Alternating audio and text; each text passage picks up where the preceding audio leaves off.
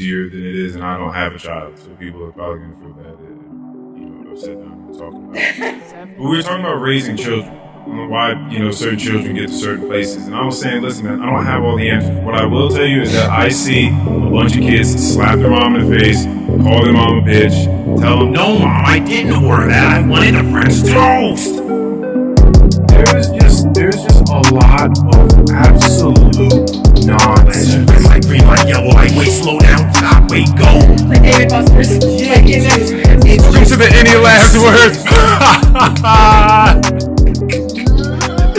Jumping straight in. My name is Earl Lonnie Hooks. Shout out to everybody that is going to be joining us today on SoundCloud, Spotify, Apple, as well as YouTube. Please do not forget to follow us at ALW Pod on Instagram. The God in me honors the God in each and every one of you. Today we have Jess. She's back. Let's just get straight back into this conversation we're having. Woo! Okay, so just a little bit of context as we continue on this thread for the people listening is we just got on a tangent about people in the public sphere that we follow, people follow, and they have big followings. At some point in time, they do something for so long and so adamantly that people then kind of put that, I don't even want to say stigma, but they deem them that thing, that one thing. I've just had a conversation with my friend Uzima the other day about how weird it is. I used to be one of these people in various ways too, where they adopt one whole personality. Like they're one thing. And every time you talk to them, they're toting this one idea. And like, that's their whole identity. That's what they're going to die on that hill. Like CrossFitters. I mean, I bet there are some CrossFitters like that. But that's the thing is that any realm in life, any field, there's some people that are just like, they're this thing, die hard. Yes. And this is where I've never wanted to become that. I've never wanted to delve into something so deeply that then I couldn't see it with fresh eyes anymore. Right. So that's one reason why this podcast has meant as much to me as I was just telling you that it does, because I'm constantly talking to all different sorts of people that have all these different backgrounds, that talk about all these different things from all these different vantage points, all these different experiences.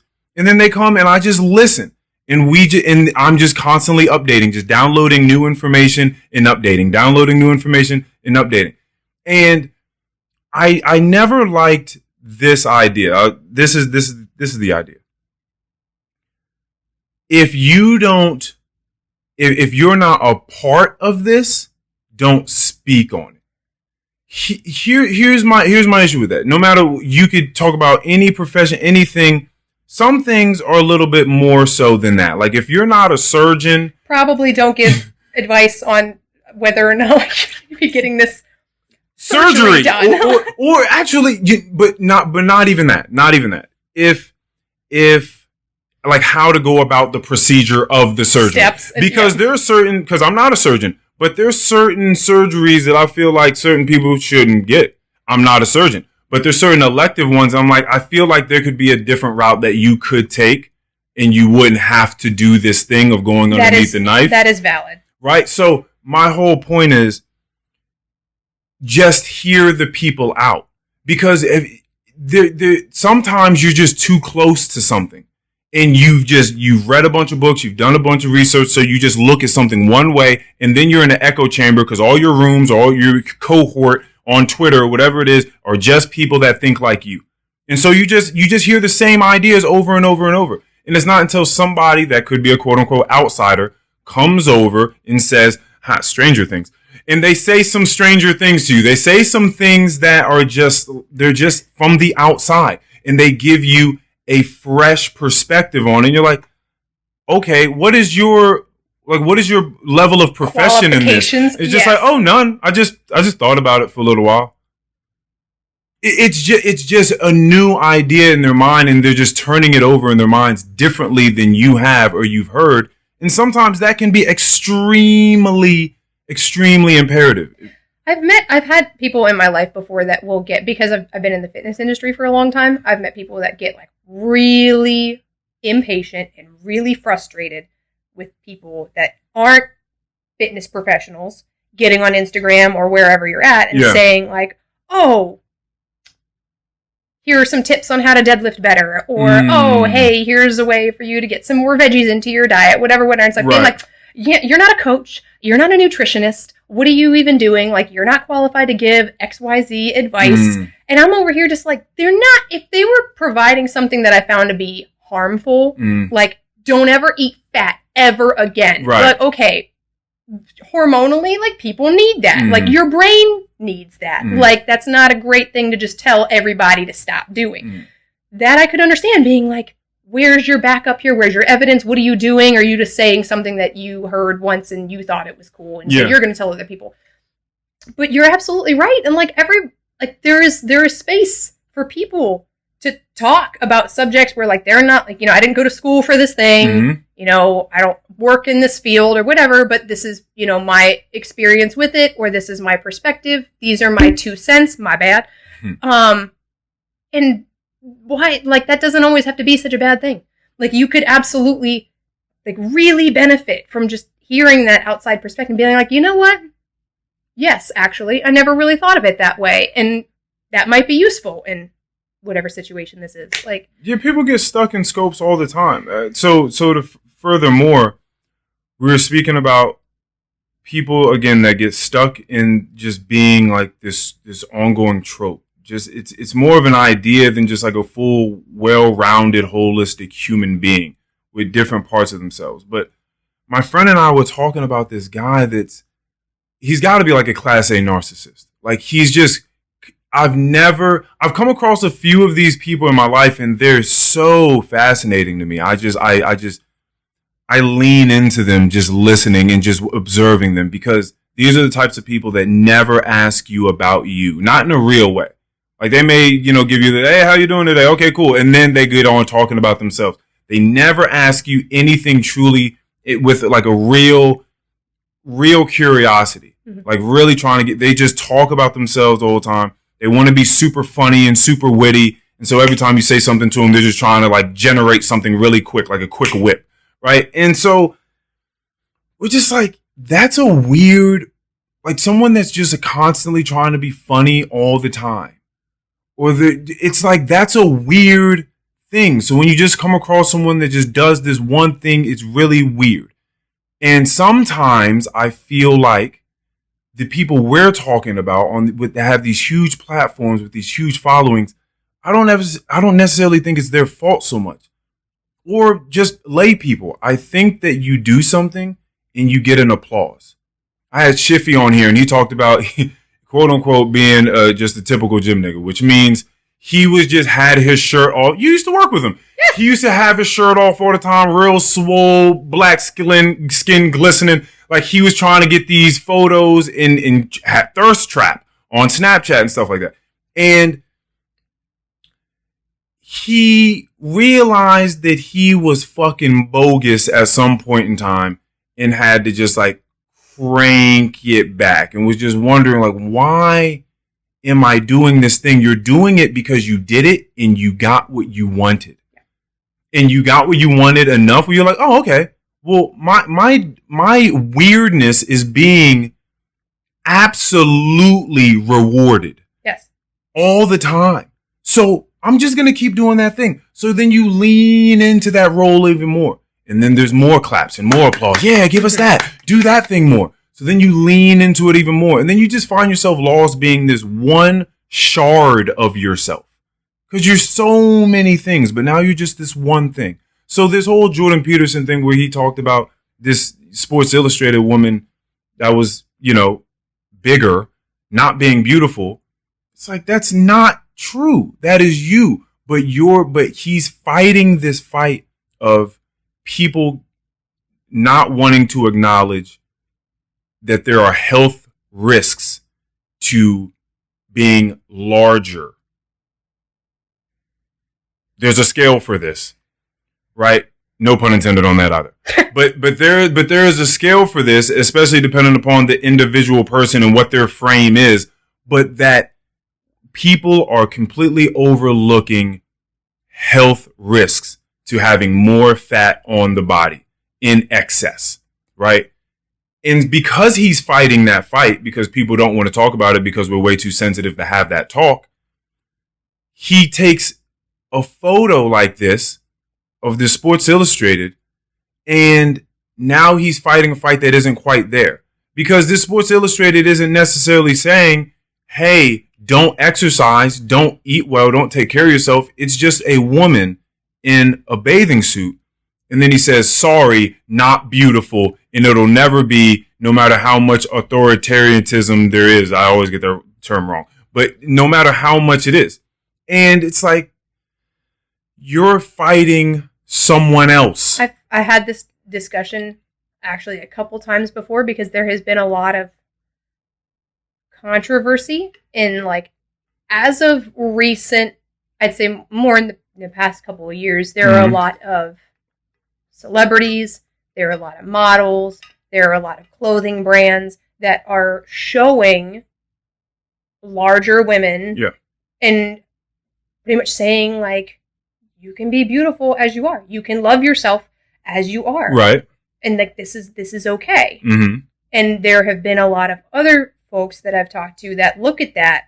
There are pretty much two sides. There's one side that's like, yes, mental health is super important. Body love, body acceptance is super important. Like, love yourself the way you are. Love yourself where you're at. This is all amazing. Yes, do this. And then there's another side of it that's like, this is dangerous, because now you're just telling everybody to be okay with where they're at, and you're not addressing, like you said, maybe potential health risks about being overweight or being this or that. And, like, you're not telling them it would be great to exercise, or it would be great to eat vegetables or whatever. Like, you're not promoting, like, a healthier sort of active lifestyle for these people. You're just being like, this is now being conveyed as beautiful. Right. And accepted. And so then people see that and they're like, oh, there's nothing wrong with me after all. Yeah. I can be the way that I am. And I'm, like, hanging out somewhere, like, right here in the middle, where it's like, dude, love yourself the way that you are, and you can still have goals. Right. You can still want to be, you want to gain weight, you want to lose weight, you can have whatever goals you want and still love where you are right now, and still appreciate the body that you have right now. Like, why does it have to be one or the other? But that conversation has come up multiple times, and I think that it's difficult, because I'm like, I see where people are coming from. I absolutely see, but I'm like, I don't have the answers for this. I don't know how you... That would be difficult, because we just talked about the fact that I walk away from all these podcasts. Once I listen back to them, in the moment, they're awesome for me. And then once I listen back to them, I'm highly critiquing myself. Never the guest, always myself. Just super highly critiquing myself on an extreme technical level. And you're saying there has to be a balance of understanding that there's room to grow, because you want to get better at things. Because getting better at things is awesome. And it makes your life awesome when you get better at things and you just see the quality of your life and the quality of all the things that you touch in your life turn to gold, right? That's awesome. But then at the same time, you also have to realize that you've come from somewhere. And that wherever you're at is wherever you're at, and you have to love that part of it too. And so that would be the difficult part, because if you're telling someone that they need to love themselves where they are, that's the tough part, right? That's the tough part, to not lean too far on either side. Because if I truly love where I'm at, and it's truly, like, absolutely okay, then why would I change it? Like, why would I go anywhere from here? If it's 1000% okay and there's no issues, then why would I even have goals? I think everyone, this has been weird for me, like, in the fitness industry too, is because I have been in so many different moments of my life and my own journey. I've been at the point where I am exercising to punish myself. Like, I've been at the point where I'm like, oh, you ate a dozen donuts. Go work out for 2 hours until you feel like you're going to throw up. Like, I've been at that point, and I've also been at the point where I'm just like, I want to move because it feels like a celebration of the fact that I'm alive and I can move my body and I can support my own body weight. Like, and it just becomes like a celebration. Like I said, it just becomes this freaking party, and it feels fun and it feels exciting and there's love there. And I'm still burning calories, and I'm still building muscle, and I'm still building mobility and flexibility when I'm doing those things, but I'm just focusing on having fun and feeling good. And I think that's a huge difference is like you can approach something like nutrition or exercise or meditation or whatever, and you can approach it like it's a chore, like it's a job and it's something that you need to do or else. Yeah. Or you can approach it as like time for you to celebrate you and what you are and what you can do and how you can feel and how awesome you can feel in your body and in your mind. Yeah. And that I don't think you can teach that. Like I think that you can inspire that in people. Yeah. Like I think you can see that and be like, wow, oh my gosh, I love the kind of attitude that this person shows up with when they come to class or when they come to the gym or whatever, when we have a conversation. I really appreciate this person's attitude. And if you spend time around that, like you talk about your village and what kind of people are you surrounding? Are you surrounding yourself with people that are shaming you for eating this thing or shaming you for sitting on the couch and binge watching Stranger Things? Or are you surrounded with people that are just like, hey, are you happy? Like, are you energized? Like, do you feel like good when you like move around in your body? Like you feel good when you wake up in the morning? Like, all these things have such fine lines because you say like shaming, and it's really just a difference because everyone has just like a difference of opinion when this is actually manifesting itself, a guilting or a shaming. Because if you're binge watching Stranger Things and you have 24 donuts in your lap and you're just having a grand old time doing it, and then you do it the next day and you're like, man, I'm really enjoying this. Like, I'm going to do it a third day. If someone comes along and just like, yo, like, do you feel great? Do you feel energized? And you're just like, yeah, I feel awesome. Like, have you seen this episode? This episode is amazing. And have you tried this donut? Because this donut's amazing. This donut shop. Let me tell you where to go. Let me tell you where to get these donuts. So if you say, yeah, I'm doing great, then what is the other person to say to you? If you tell them, yeah, I feel fantastic eating these donuts and watching this. Like, so now what do you say as a friend or a significant other? See, like, what is the delineation between what you can and cannot do based on what specific relationship you have? Because that matters. It does. Right? If it's a stranger, there ain't nothing you can do because that's Stranger Things. Right? I'm just gonna keep using Stranger Things the entire time. If this is like your significant other and you, this is weird because some people are like, don't shame her, or they rarely give a fuck about him, like shaming him, but definitely don't shame her. Right? People don't really come to like men's side when it's just like, don't shame him. Like, that's not really a thing. It's usually like bigger women, fat women that people are like, no body positivity. She doesn't have to do this. But like men, I don't really see that being a thing where they're just like, oh no, they're just looking at guys like, dude, what do you? I'm really excited. This is a little bit of a side note, but you mentioned that, and I started thinking about where there is expectation for men. And I think more so like in the fitness industry, like that you look at it, you're gonna look at a coach. You're like, well, if you're not like shredded and you don't have a 6-pack or like big beautiful pecs and biceps, like then am I gonna take you seriously? Or like your calves, you got small calves. Why am I gonna listen to you? Like it's ridiculous. But I just started one of the certifications that I'm working on right now. It's an online certification, so I'm working at my own pace. But the very first video pops up, and this guy starts talking, and he is 0% like what you would think of when you think about the coach that's going to teach you this certification. Yeah. He's got like a super dad bod.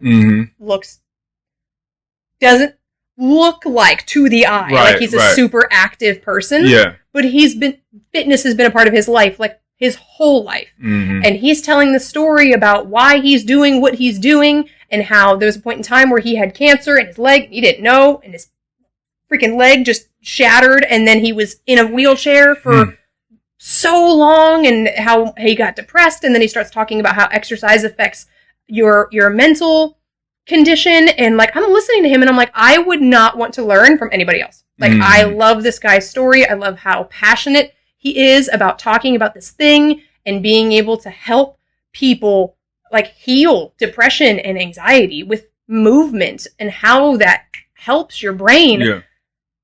And he's so into it. And he cares so much. And I'm like, I would much rather listen to this dude who looks like such a dad. Yeah. I mean, he is. But, like, we consider that dad vibe where it's just you look like you just drank, like, 12 beers. Like, but you look at him and you listen to him speak, and I'm like, I'd much rather listen to this guy than this person over here who's, like, skinny mini or, like, some super shredded bodybuilder dude that's just going to, like, read off a PowerPoint and is just going to talk about these things. I was like, why do I care about this? Why is this, like, really going to impact me? Like, why is this going to inspire me? Yeah. So I thought that was interesting you said that, because, like, he starts off and he's like, I'm not the guy you thought was going to be doing this video. And I'm like, wow. Yeah, you're looking into the details of it, which is a great thing to do when you're worried about people giving you information, right? Because there's a whole lot more than just what meets the eye, right? Like, it's a ton of more. Like, you have to fucking open the book. You have to get past the packaging. I don't think that a ton of people, I mean, I'm not going to say a ton of people won't, because he's clearly doing what he's doing. But I think a lot of people wouldn't even give that time. But also, now to think about it, no, I don't agree with what I just said.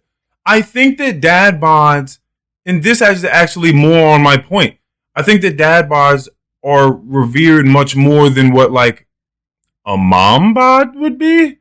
If there was, like, a dad, like a mom bod like version, dad bods are hot, like, like that's a thing. Yes, but that's not a thing for a mom though. Right. It's these weird double standards. Like, if a woman has, like, a belly or, like, a little pouch, it's just like, why you should probably, like, diet or, like, lose some weight. Figure something out about that. Yeah, leave here. Wherever we are, leave. Definitely don't put on a tube top. Right, that's what I'm saying. So it's like a weird thing. So that's why I say when it comes to guys, it's different for some reason. Like, people aren't coming at guys like you have to fit this standard. Really, it's a weird thing. I don't know. I don't know. It's weird. It's weird on both sides. Yes, I definitely agree that it's weird on both sides. It's weird on both sides. I think that it happens in a lot of different environments, and I think it happens all the time. And at the same time, I feel that I want to say. Tell me what you want to say. I want to say we're getting better. I always want to say we're getting better, and that, like, we are becoming more accepting of, like, people showing up with whatever body type they have, and just being like, hey, as long as you show up and you're moving like the rest of us, nobody cares if you have a 6-pack or not or whatever. Like, we're just glad you're here, and we're just glad that you're moving with us. Like, at the end of the day, all that matters to me is that there's I'm saying this a million times. This is episode 120, by the way. Congratulations to us. But it's just the fact that, and thank you for coming in today, by the way, too. Yeah, thank you for coming in. I did none of that really, the opening stuff. Like, we're past that. We were busy. The thing is that I just want there to be a conversation about it. So these two extremes that you plotted out shouldn't, like, that's not it. So you say you're in the middle. There's the extreme of, I'm just going to love myself. Fuck what y'all talking about. Fuck the nutrition. Fuck the diets. I'm on the couch with the Stranger Things and the donuts. And then you have the other side was like, y'all are tripping. You're dying quicker. And you doing that with the children, with the upbringing. I see children all the time. It's like they don't give a fuck. They would be getting pancakes, French toast, bacon this morning and the next morning and the next morning. And I've seen this with my own eyes. I see it. I work at a place where I get to observe these things. And so if you don't give a fuck, it's like, what do you think you're instilling in them? Right? So you feel like we have to completely accept ourselves. So then that way you just tell the young ones, you're good where you are. You're completely fine. You don't have to change a thing. You don't have to do anything. You eat that monkey bread. Eat it. Eat it. What is your belly telling you? I've heard this. What is your stomach telling you? Oh, well, mommy, my stomach telling me I want it all. Well, then guess what, son? You get to have it all. And then she fucking gives them all. And, but the issue is, so when are we going to talk about visceral fat? When are we going to talk about organs being weighed and pushed upon by fat and them having to work harder? Like, that's not good. It doesn't sound good. Just visually thinking about organs inside your body suffocating from visceral fat that does not, need not, ought not be there. It's just, like, that's not a fun image to think about. Right? So it's just about having conversations. That's all I'm saying. You can be beautiful. That's fine. Because, again, beauty is truly in the eye of the beholder. And someone's going to look at you and be like, yeah, buddy, bring it all. Bring all of that over here. Bring it all over here. And that's fine. And you go have that. Go have that. Enjoy that. But, there's still a conversation to be had about what's going on inside your body. Yes. That's all. I definitely think. That is complete. That is all. I have no issue with it. Matter of fact, the woman on this Sports Illustrated magazine, by the way, I thought she was a very pretty woman. I thought she was a very, very pretty woman. I think it's interesting. I have a lot of friends as well that think like women that do CrossFit, for example, are super hot. And there are plenty of people that are like, that's scary. And I don't like, she looks like a man. Like she's like, and I'm like, dude, if that's what you're into, like you said, like somebody likes a bigger woman. Scary though. That just sounds like whoever said that, like their dick is small. Okay, I'm just saying. It's scary. What are you afraid? Like it's one thing to say. She's going to break you. Like what do you think she's going to do to you? Right. Why are you afraid of it? that's taking it a bit far. She's scary. Like what are you talking about? No, but that's what I think is really amusing. Is some people will look at that and they're like, no, like she looks like a man just because she has muscles, and I'm like, whatever floats your boat. Yeah, I'm like, I can easily look at just any body type and be like, that is somebody is super attracted to that. So for sure. The whole range of body types and when was the last time you did a little in-body scan? Or, for like your whole body, like BMI and all that sort of stuff, like skeletal mass? Never. Never? Okay. No, like not interested in that. Well, I mean, like I'm familiar, obviously, with the scale. I have used a device before that measures body fat and BMI. But I haven't done like the in-body scans or like really, what's the word that I'm looking for? Like, I don't want to say intricate. Like they're very detailed. Like they really are, they're good at, I know. Accurate. I took one the other day. Is the word that I really wanted to use. Cause like the device that I was using was fine, but it gave you more of like you're around this point rather than which isn't too bad. A more accurate, like this is really for people that are like, I want to be here, that's a lot more efficient because it's going to be a lot more accurate. I haven't done one of those. I've had a lot of clients that have done them, but I haven't. I haven't done something. I went into the gym and they told me that they had never seen someone with 3.9% body fat. What did they? Is that all they said? Well, they said no. They worried about you. Well, no. So I walked in there and I was just like, you know what? I heard that you get this one time free if you're a member, and I never got mine. I've been going to this gym for years. And they're like, oh yeah, sure, come on over here. Like, what are you looking for exactly? And I was like, to be honest, I'm fine where I'm at. I just exercise. I feel good. I do yoga. I eat as well as I know to eat right now. But I just kind of want to know. I just kind of want to look at these numbers and see what's going on. I think percentage of body fat would be fun for me to look at. And then they were like, okay. And so you had 2 people and the guy was like, oh yeah, you're 12%. You're 12. I gotta see it. And I was like, damn, he said that he didn't blink. He took no time. He was like, you're definitely 12. I had a hoodie on. I was like, all right, cool. I had like a sleeveless shirt on underneath that. And then the lady was like, no, I'm going like 8. I think he's more of like 8. He was like, all right, well, could you take your hoodie off, take your shoes off, come on over here to this thing? I was like, sure. So I took my hoodie off. She was like, okay, so do you want to change your answer now? To the other guy. Like, you want to change your answer? He was like, no, I'm still going 12. Like, I'm still going 12. She said, okay, cool. I'm sticking with between 7 and 8. And then I go over there and I get on that thing. She was like, are you sure you don't want to change your answer? To the other guy. He was like, nope, I'm sticking with 12. She was like, yeah, 3.9. And so then after that, they were like, okay. So you're shredded. Like it's just skin and then muscle and then bone. Couple of things here. One, you probably get colder quicker than other people, which is a fact. No insulation.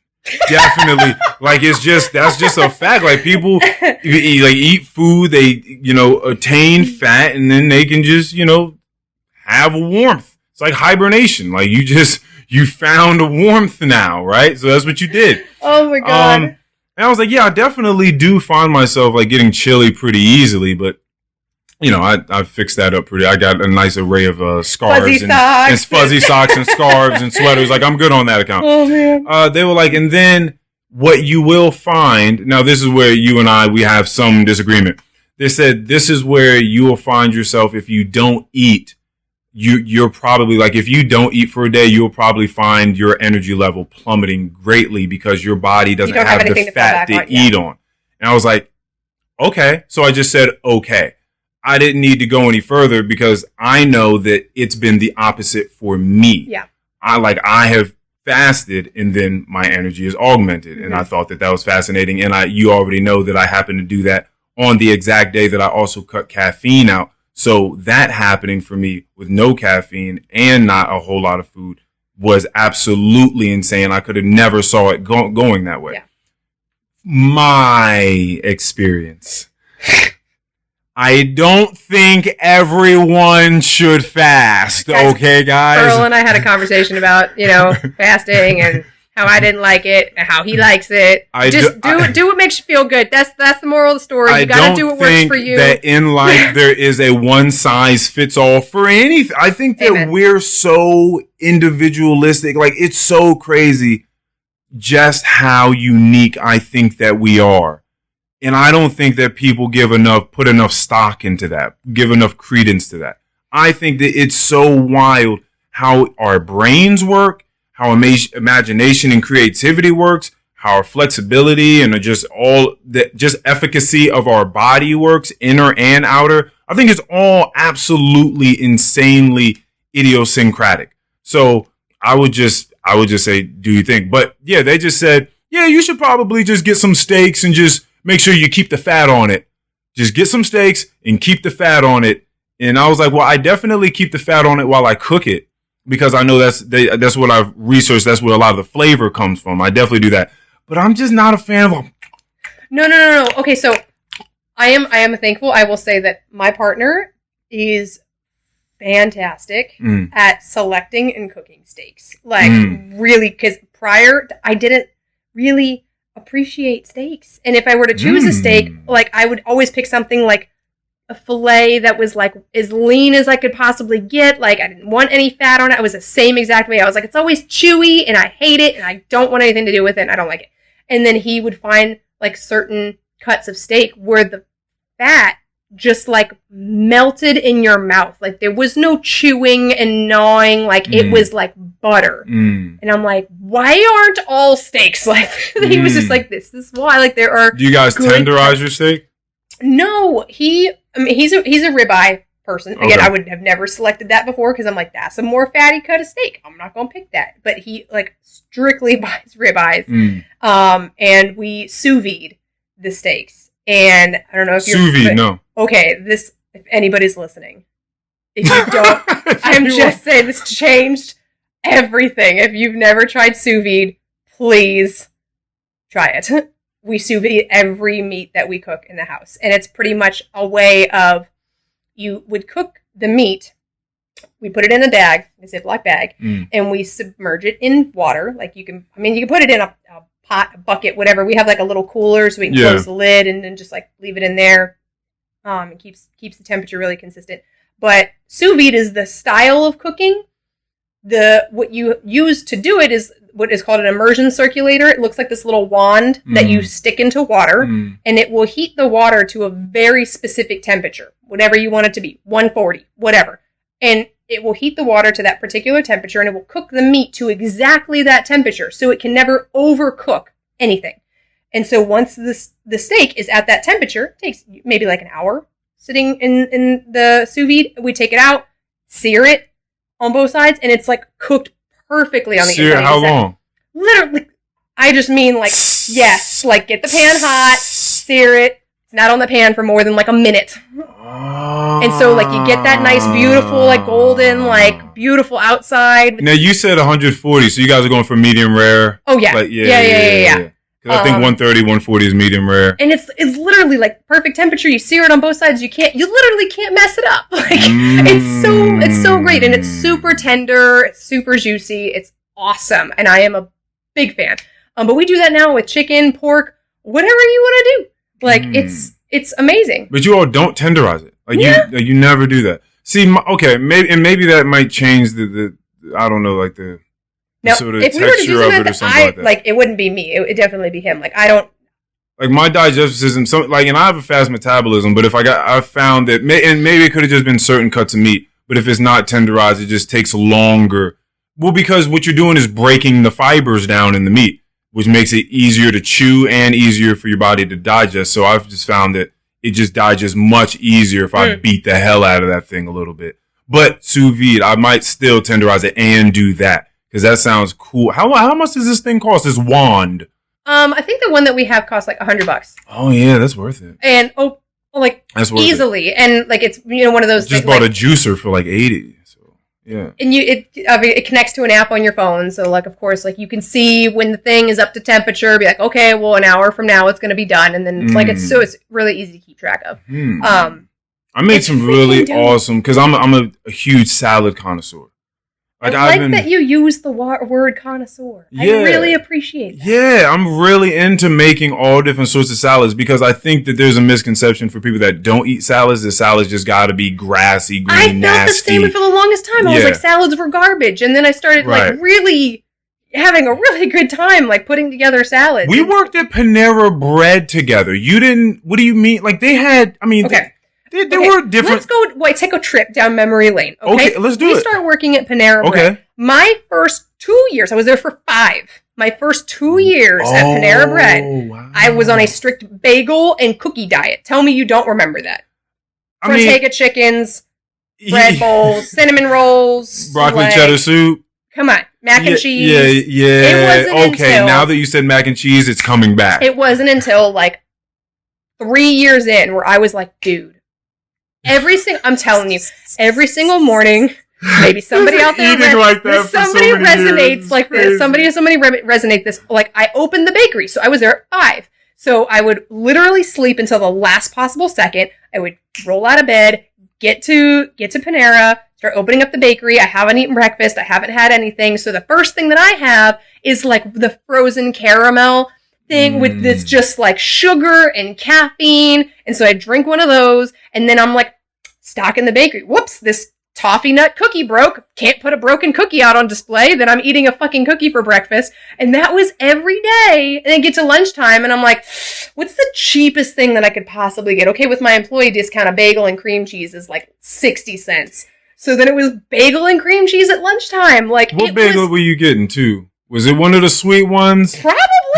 Like, there was a period of time where, like, I liked the Asiago cheese, and, you do that with some chive and onion. It was always delicious. Yeah. But, yeah, I would definitely do, like, blueberry or chocolate chip, or the cinnamon crunch was that's the one I'm thinking of. There's a cinnamon crunch, but I think there was, like, a cinnamon crunch, almost like cream cheese, too. Like, there was something. There was honey walnut. Honey walnut. So good. Having a cinnamon crunch bagel with a honey walnut cream cheese is insane. You remember the people that would come in and be like, I want mac and cheese in a bread bowl. I would also like a grilled cheese on 3 cheese bread. And I'm like, who are you?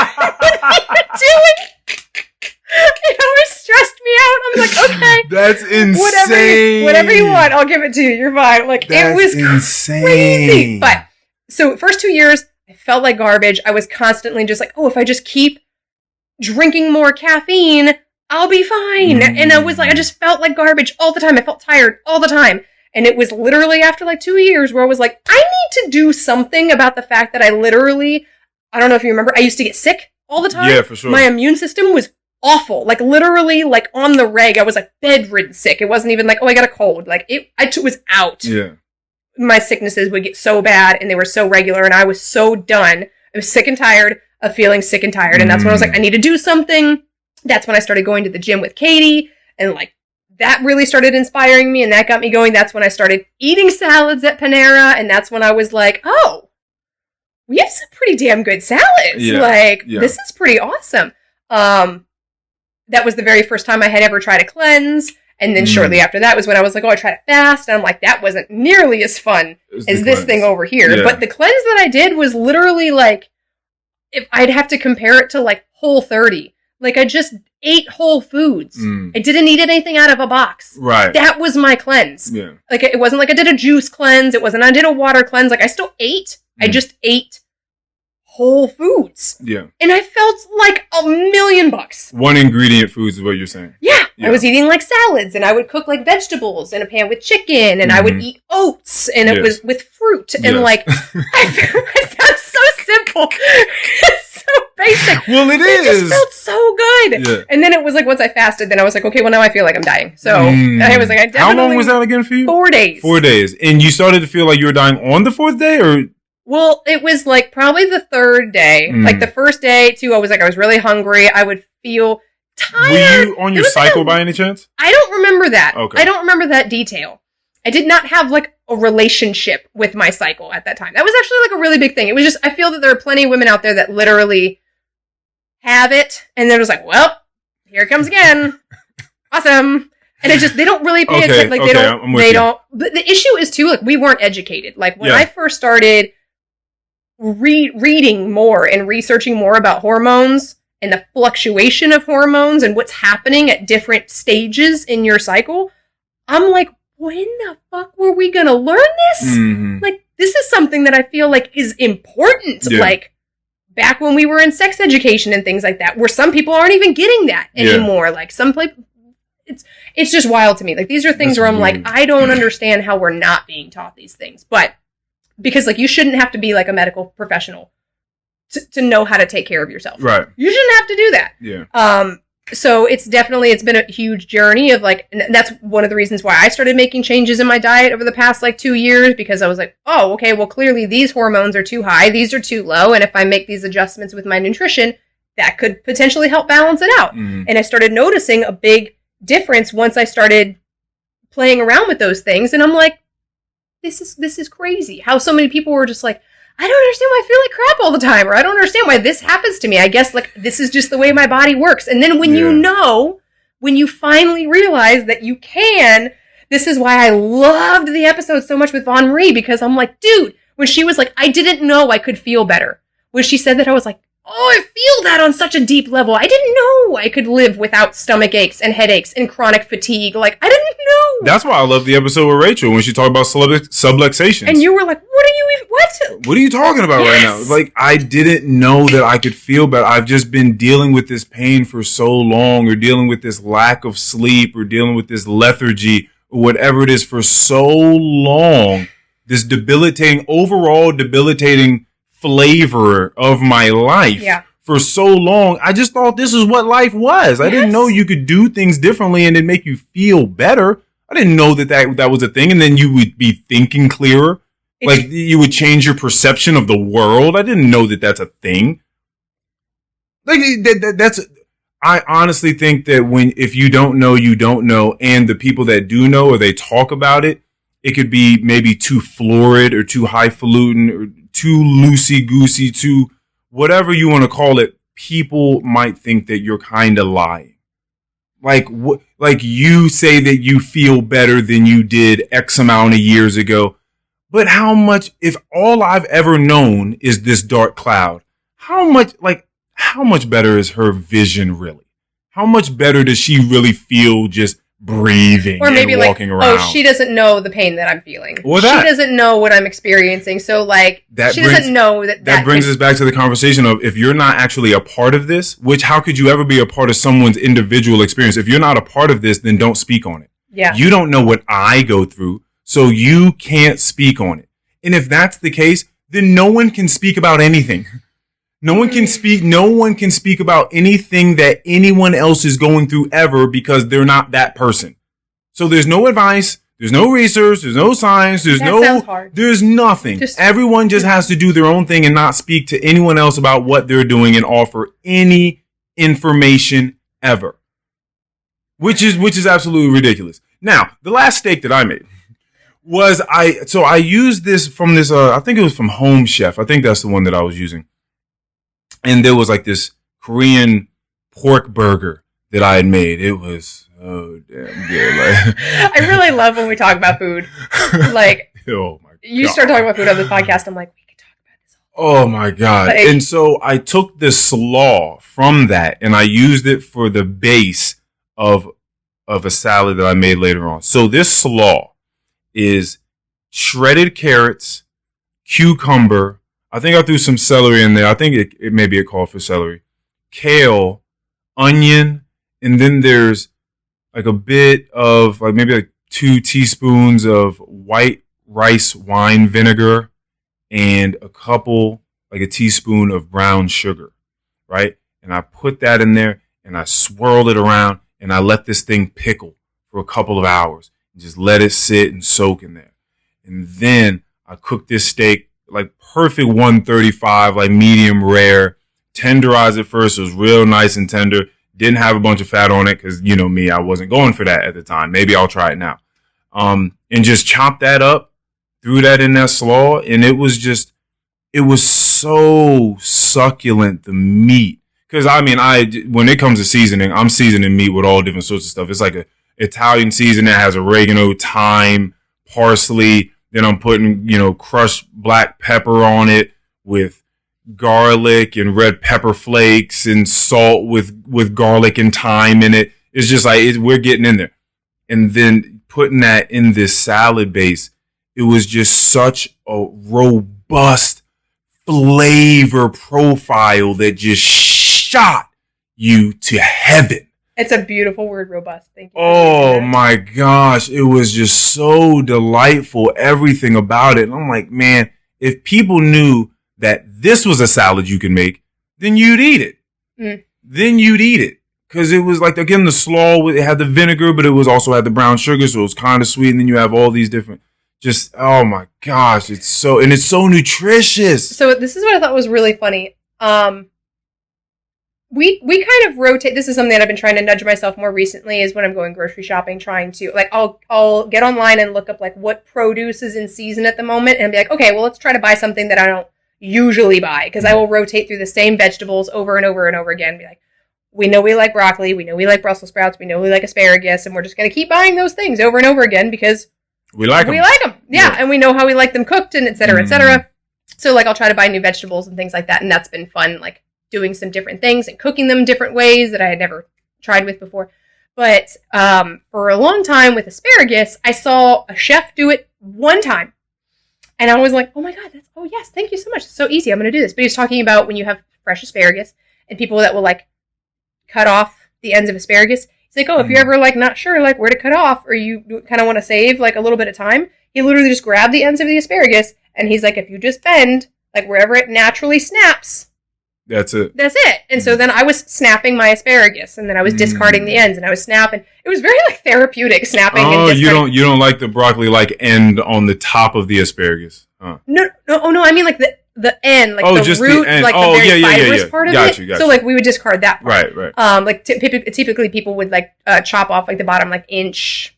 Yeah. Like, from asparagus. Right. And so, like, I would just snap. And I guess snapping asparagus is, like, a really common thing to do.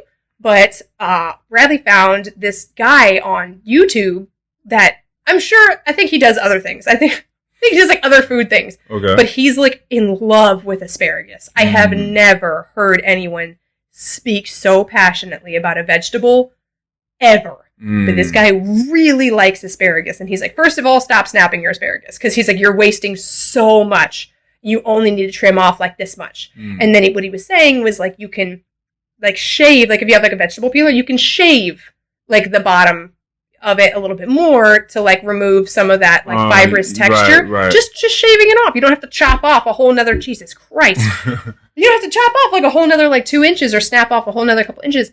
But he gave, like, 3 different methods of cooking asparagus that I'd never considered before. Or preparing asparagus I never considered before. And I was like, okay, well, I guess we're gonna try this now. And we started experimenting with them, and it just blew our minds. I'm like, people need to know about this. Like, we did it braised, which is, like, the most unbelievably indulgent, like, way to consume asparagus. It's so good. So that's definitely been, like, our favorite thing to do. But another thing that he had us do is just, like, you have it raw and literally just, like, use a peeler and just, like, cut it in, like, ribbons. Like, take the asparagus and, like, slice it with the vegetable peeler into, like, ribbons and just throw it raw into a salad. And it's so good. I would have never ever thought to do that. And that's like now my new favorite thing to put in a freaking salad. It's just like shave asparagus and put that into your salad. Shaved asparagus. It's so good. Yeah, that's kind of like when I came across zesting stuff. Like when I found out you could just be zesting lemons and limes and just putting it in shit, I was like, zesting away. Yeah, because it really gives something that lemon juice doesn't give. Like lemon zest, like the zest, it's like the very peel. Powerful. Yeah, it's very different. So it's not something you want to do a whole lot of. But like oranges, lemons, limes, zesting them in like some scallops or something, like a scallop pasta dish. Like just doing like a little bit of lime zest will really just like bring out some flavor. It's amazing what you can do. It's with food. Beautiful. It's insane what you can do with food. It's a beautiful, beautiful thing. That's what I love so much about art.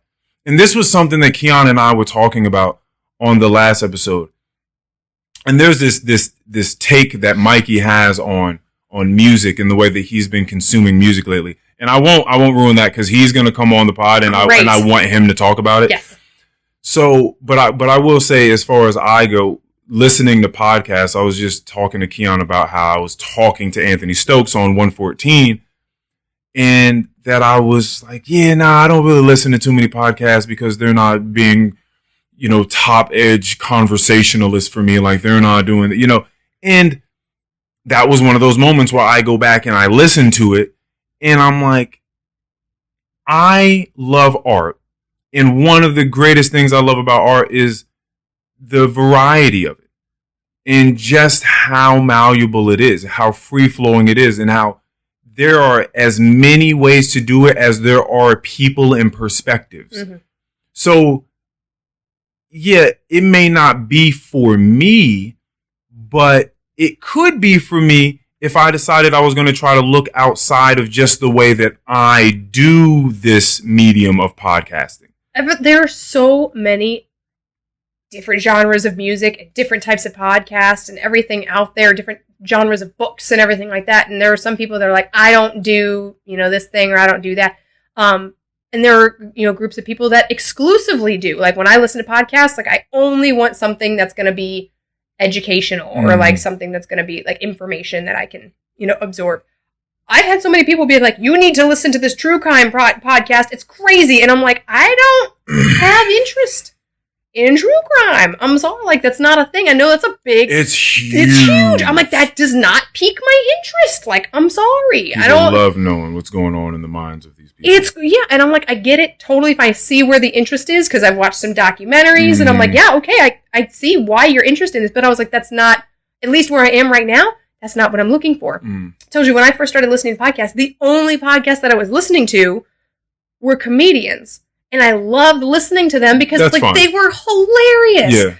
And I appreciated about them. There was a consistency to them, and why I thought they were as funny as were. And like, if you were a regular listener and they have a ton of people following them, they don't research anything they talk about. None of it. Right. And so I think that you go into it and it's hilarious because they don't know what they're talking about and they want it that way. Yeah, Them just like, that's the goal. Maybe this is how it works. Hypotheticals. Let's just toss some stuff out there. And it's funny. It's comedic. Yeah. So like some people would listen to it and be like, oh my God, you're stressing me out. The fact that you are so ignorant right now. Like, and I get that. Yeah. That's not for you. Yeah. Like people just want to listen to these guys because they want to laugh and they want to relax and they want to have a good time. Yeah. I'm like, that's why I listened to them as long as I did. Yeah. And then it got to a point in time where I started listening to another podcast where there were like really deep and emotional conversations happening. And I'm like, whoa, like I didn't realize how much I really wanted to just like listen to this along with your podcast, where there was, I thought, a really great blend. And what I've always said I loved is like, there were laughs, like there were great storytelling. Like it was a really, really great blend of like, we're going to talk about real shit that's going on in the world. And we're also going to tell stories and we're going to laugh and we're going to talk about asparagus and we're going to tell whatever the hell comes up. We're going to talk about it because that's exactly what this place is for, is discussion. And so people that want discussion and like really deliberate discussion and like, we're going to talk about a thing and we're going to be like really present about whatever subject comes up. We're in it. We're there. That's what some people want to listen to. Yeah. And so I understand why you would, have impatience or like not have the desire to listen to these other people's podcasts if they're just like, we're only going to talk about this one thing and we're never going to stray away from it. Yeah. And everything that we're talking about, we have our notes right here. Like everything's like already scripted out before we even jump on here. Mm-hmm. Like that's what some people want to listen to. Yeah, I've been trying to just open my every once in a while, as I was talking about with Jordan Peterson. And by the way, I love his content and I've listened to so much of his lectures and his interviews, and I've read both of those books, again, 12 Rules for Life and Beyond Order. Like I've really enjoyed a lot of what he has contributed. Mm-hmm. But sometimes I feel like, again, starting from the very beginning, people's identities start to ossify. Like they just turn concrete because of other people's expectations, because their expectations of themselves. And when someone invites a Jordan Peterson or any one of these huge people that do like this one thing, like they're this one show pony, right? And they come to they're not asking for like Jordan Peterson. They're asking for Jordan Peterson, the thinker, the clinical psychologist, the whatever, the contrarian to some people. So I think that he has some idea that that's what he's being asked to come do, is speak on certain things. Mm. He can't just like be him. Like who are you when you're not talking about these things? Yeah. Like when you're just like making a peanut butter and jelly at the house, hanging out with your wife. Yeah. Who's that guy? Yeah. Like bring him out. Cause you're not just doing this all day long. You can't be in this bag all day long. So I'm thinking about, this was funny because it came up on the Isabel conversations, the Incredible conversations that just came out, is tapping into these lessons that I've learned from doing certain drugs. Mm-hmm.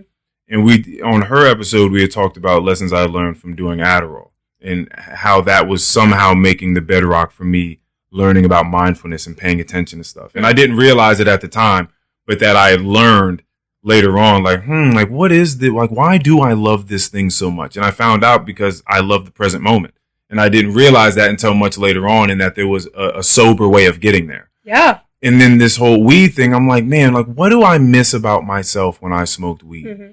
And for me, it's just that my mind, like, I would just be open to things. Mm-hmm. My mind is open to things, and I'm loose, and it's fun, and it's whatever.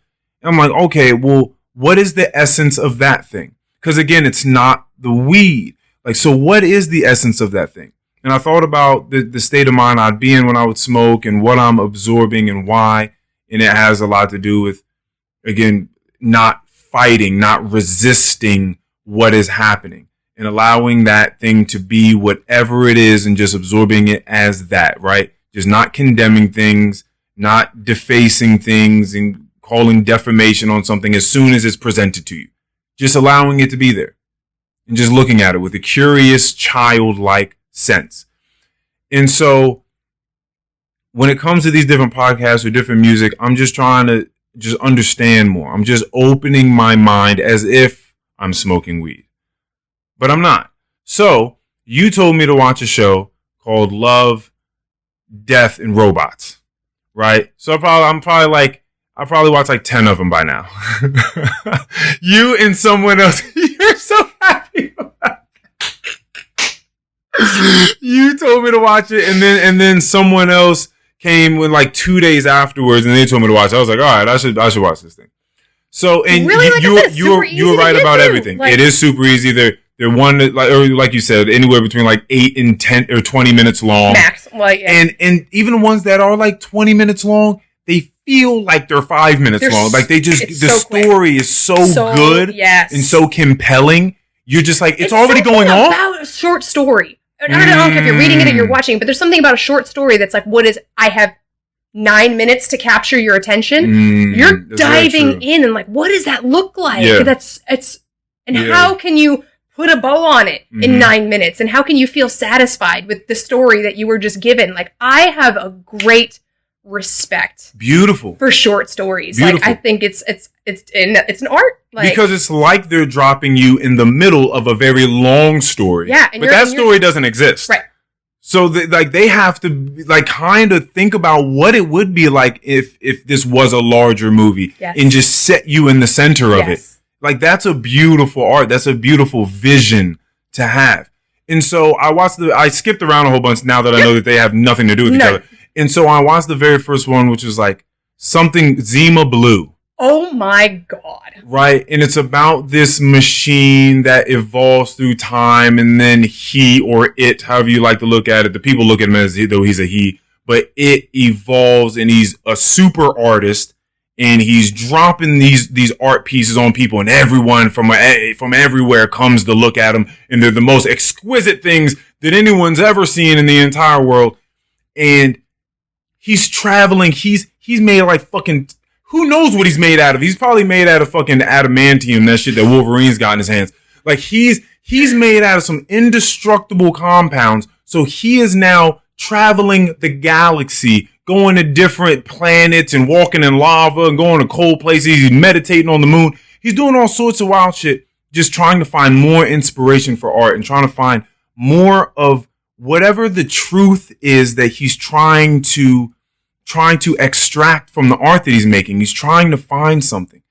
And at the very beginning of this conversation, even before I think we press record, I was telling you that it seems to me, and it seemed to me for a long time now, that there doesn't seem to be a point of gaining knowledge and wisdom if it doesn't bring you back to a place of being able to relax and understand what's really going on, and in being able to be passionate and compassionate towards others.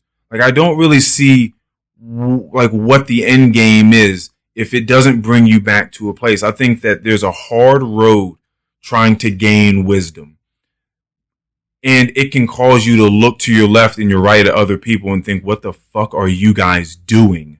Get on this path with me. Like, wisdom is pretty cool to have. You should get more of it.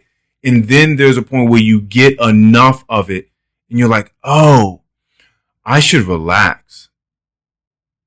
Because at the end of the day, people are people. They're going to be who they are. You can't accelerate other people's growth. And this is all extremely finite. It's so infinite and finite at the exact same time. There's so much going on all the time. We have no idea about it. Our minds can't even grasp all of what is happening all the time. It's time to relax. And so this guy, Zima Blue, right? He travels through the cosmos trying to find inspiration for his art and trying to get to the truth. And then he realizes at the very end, oh, all I've ever really wanted out of all this was to just be the basic form in which I ever came from, and just have appreciation for doing a job beautifully. That's all. Just doing something, a simple task, as best as I could, but not worrying about everything and having to travel through the cosmos to try to figure stuff out. Like, it was a beautiful ride, but it taught me to just come back to the beginning. That's what all of it taught me. To just come back and relax. It was one of the things that some people get annoyed and frustrated with this concept. But for me, I'm like, this is what some people need to go through in order to realize that. But stories like, I'll call out like Eat, Pray, Love, for example. She took off an entire year of her life. Yeah. And was like, I'm going to go travel to these places and I'm going to find myself again. Yeah. And it's an interesting concept to think like, I need to go away to find what's me, here. what is here right now. Right. Which is just a really interesting theory. And a lot of people are like, well, how the fuck am I supposed to find myself? I can't afford to go travel to Europe for a year. I don't know what to do. And I just think it's so wild when you, like, when you talked about the kind of lessons and everything like that you learn. It's like,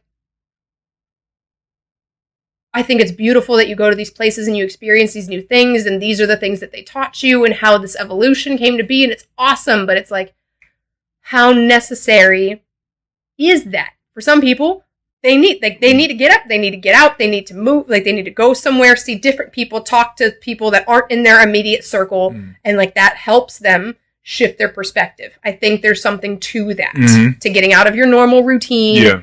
Yeah, for sure. Because a lot of times when you want to see evolution, like you just need just change up your morning routine. Yeah. Add one thing here, or, adjust this a little bit. And like you start seeing those changes in the minuscule adjustments. Like it doesn't always have to be a grand right, gesture or big trip or whatever in order to see those changes. It's just about like, you need to do something different. Something. And I think that that's really, really intriguing. And so now I just find it interesting, talking to people and seeing what it is on an individual level that gets people to feel the sense of connectivity with themselves or awareness with themselves. And for some people, it's cooking, and some people it's movement, and some people it's conversation. And it's like, that's when I like really start to see things, is like when I'm communicating with other people. And it's just really intriguing to me seeing the kind of practices that people have that get them to come back home to themselves. Yeah, I've had this idea for a long time playing out in my mind, and I think it's there's something archetypal about it. Like, we've definitely seen this in movies if you like close your eyes and think about it hard enough. There's a movie you've seen where this was the case, where someone had a mission, they had an objective. It was a difficult one. So they were told by some people that they had to travel far to find like this guy. There's like an old sage or some magician or someone with a special set of skills, and you have to go find this person in order to complete this mission. Okay, cool. They get on a plane, they get on a bus, they ride a bike, they're doing all this traveling to go find this person. And they're working really hard, and they're knocking on doors when they finally get to this village or this place, and they're trying to find this person, and they can't find this person. And it seems like all hope is lost, and it's like, man, I don't even know what storyline I'm telling you, but this is a storyline. It's Walter Mitty. Okay. We saw Walter Mitty together. Walter Mitty. The Secret Life of Walter Mitty, Ben Stiller. Oh, one Ben of my Stiller. favorite movies of all time. Oh, wow, that's funny. And he was an editor for Life magazine. Oh, yeah. And Okay, he had to go find the photographer that was supposed to have the cover photo. Okay. And the whole movie is him doing these crazy, ridiculous, off-the-wall things, desperately trying to find the photographer so he could get this cover photo. And it was in his fucking wallet the whole movie. Oh, yes. Okay, so it's on the same plane that I'm thinking of. I see where you're going. So then this person tries to find this person. All hope is lost. They find themselves in a bar, and they're sitting around. They're just going to like drink away this pain of the fact that they've gone miles and miles trying to find this person, and it's been at a loss. And then he's like, man, I'm just going to enjoy myself. Fuck it. So he's drinking beer, and he sees some people, gambling in the corner of this bar. And he goes over and he's like, fuck it, I'm going to drink, I'm going to gamble with these guys, whatever. And these guys are just gambling, and there's just one of them that's a bit quirkier than the rest of them.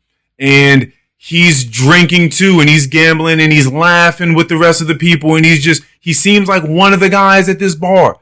And through some series of events, the guy that went on this huge mission finds out that this is the guy that he's been looking for this whole time. But he wasn't what he expected. Just like the guy with the dad bod that's teaching physical fitness. Yes. It's like, that's not what I expected. I expected some guy with a really long white beard and this and that. But you're just in here gambling, laughing, you're drunk.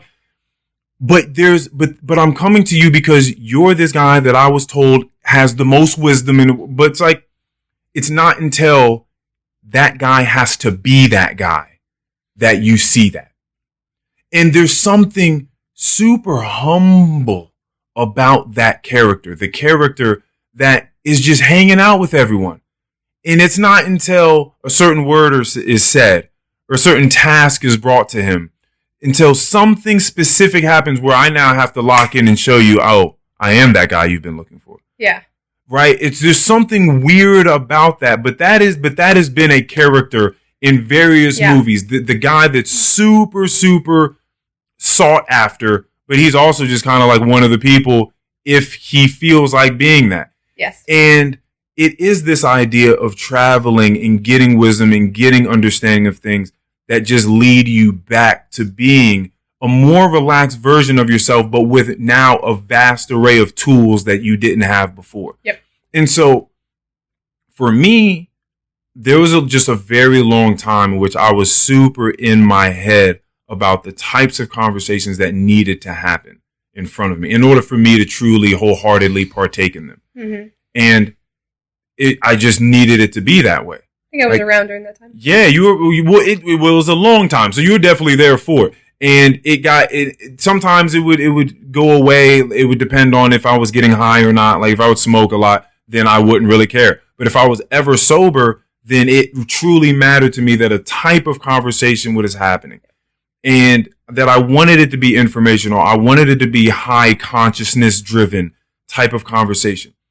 And then it just got me to a point of just learning and learning and learning so much that I got to a point where all I really realized was that we're all doing this dance together.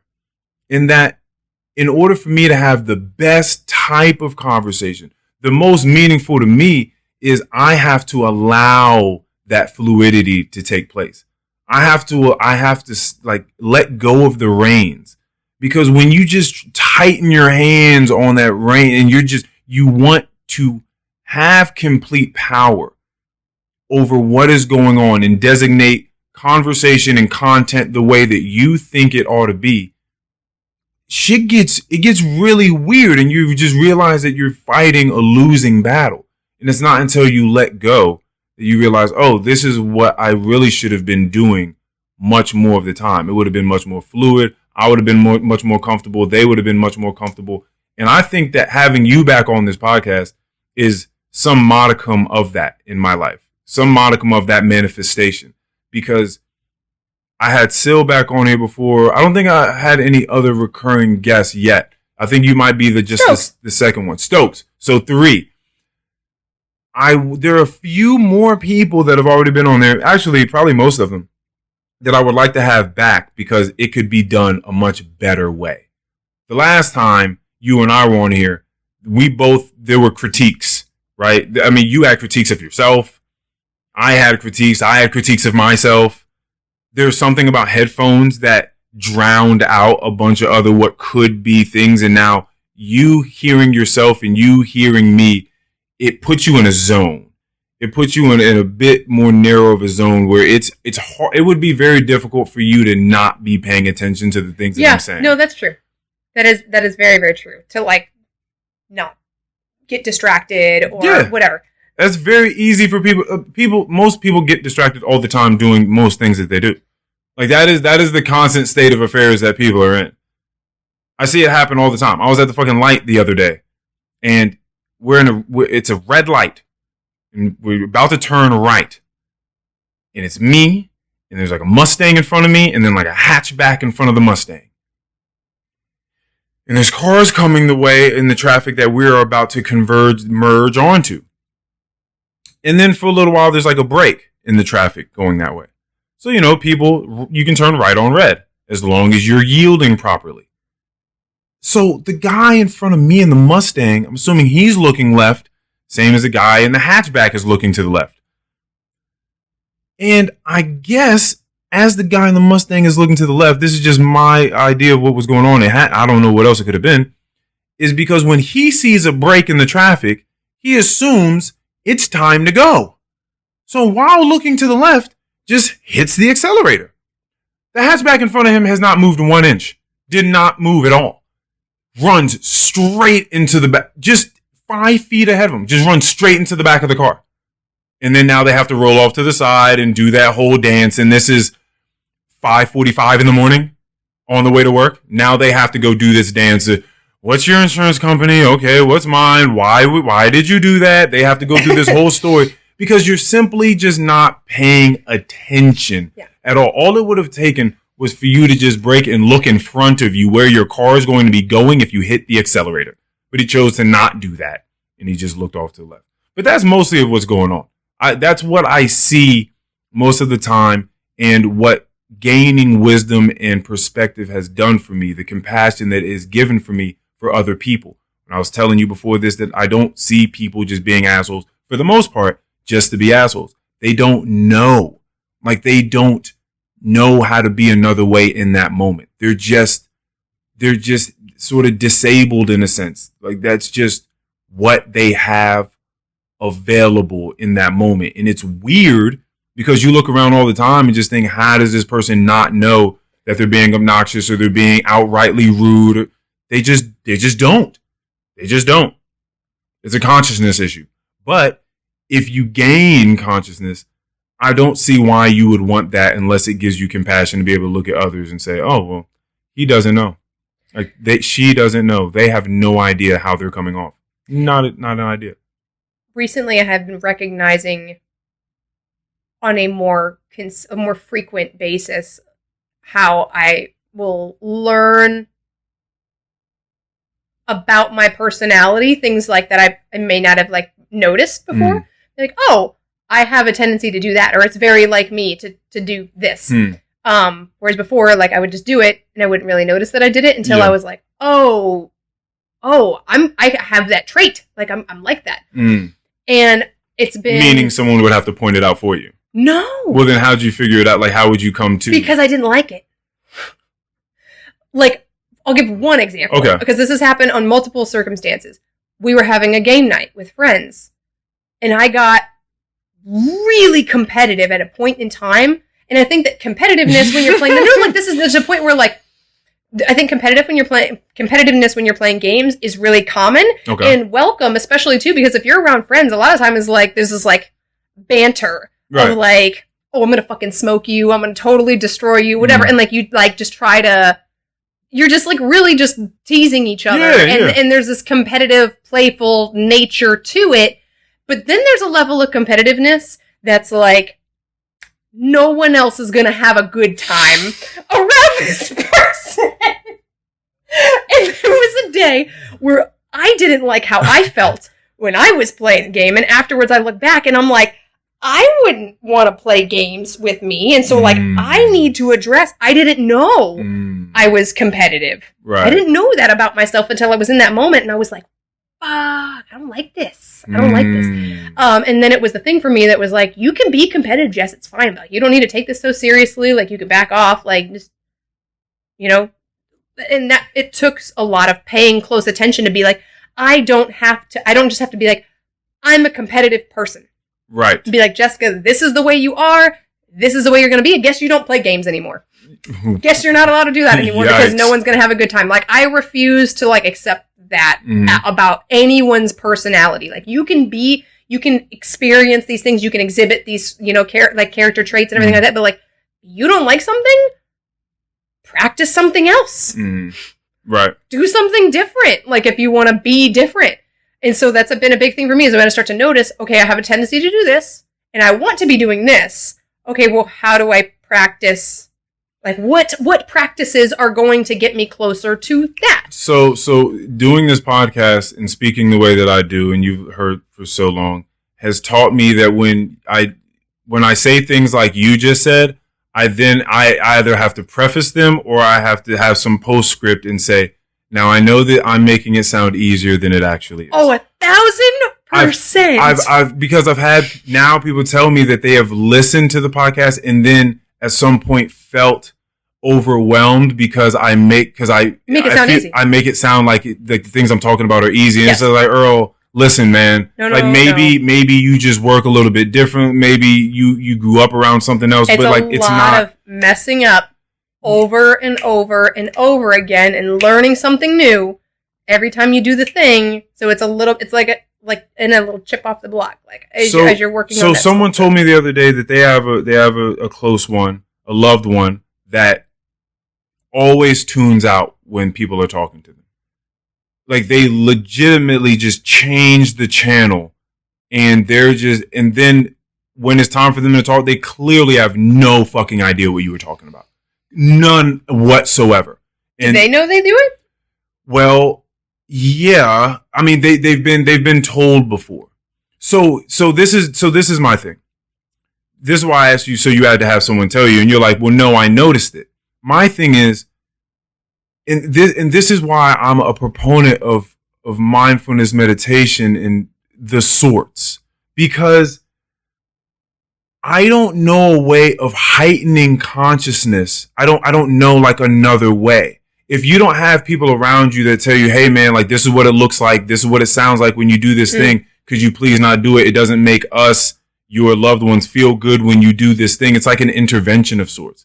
If you're not intervening, how do you expect someone that's just in that groove and they've been doing it for 20 plus years of their life to just like snap this new gear of awareness? Like, it doesn't Like that's counterintuitive. Like there's no way that they can just do that unless there's someone that's like, hey man, you did that thing again.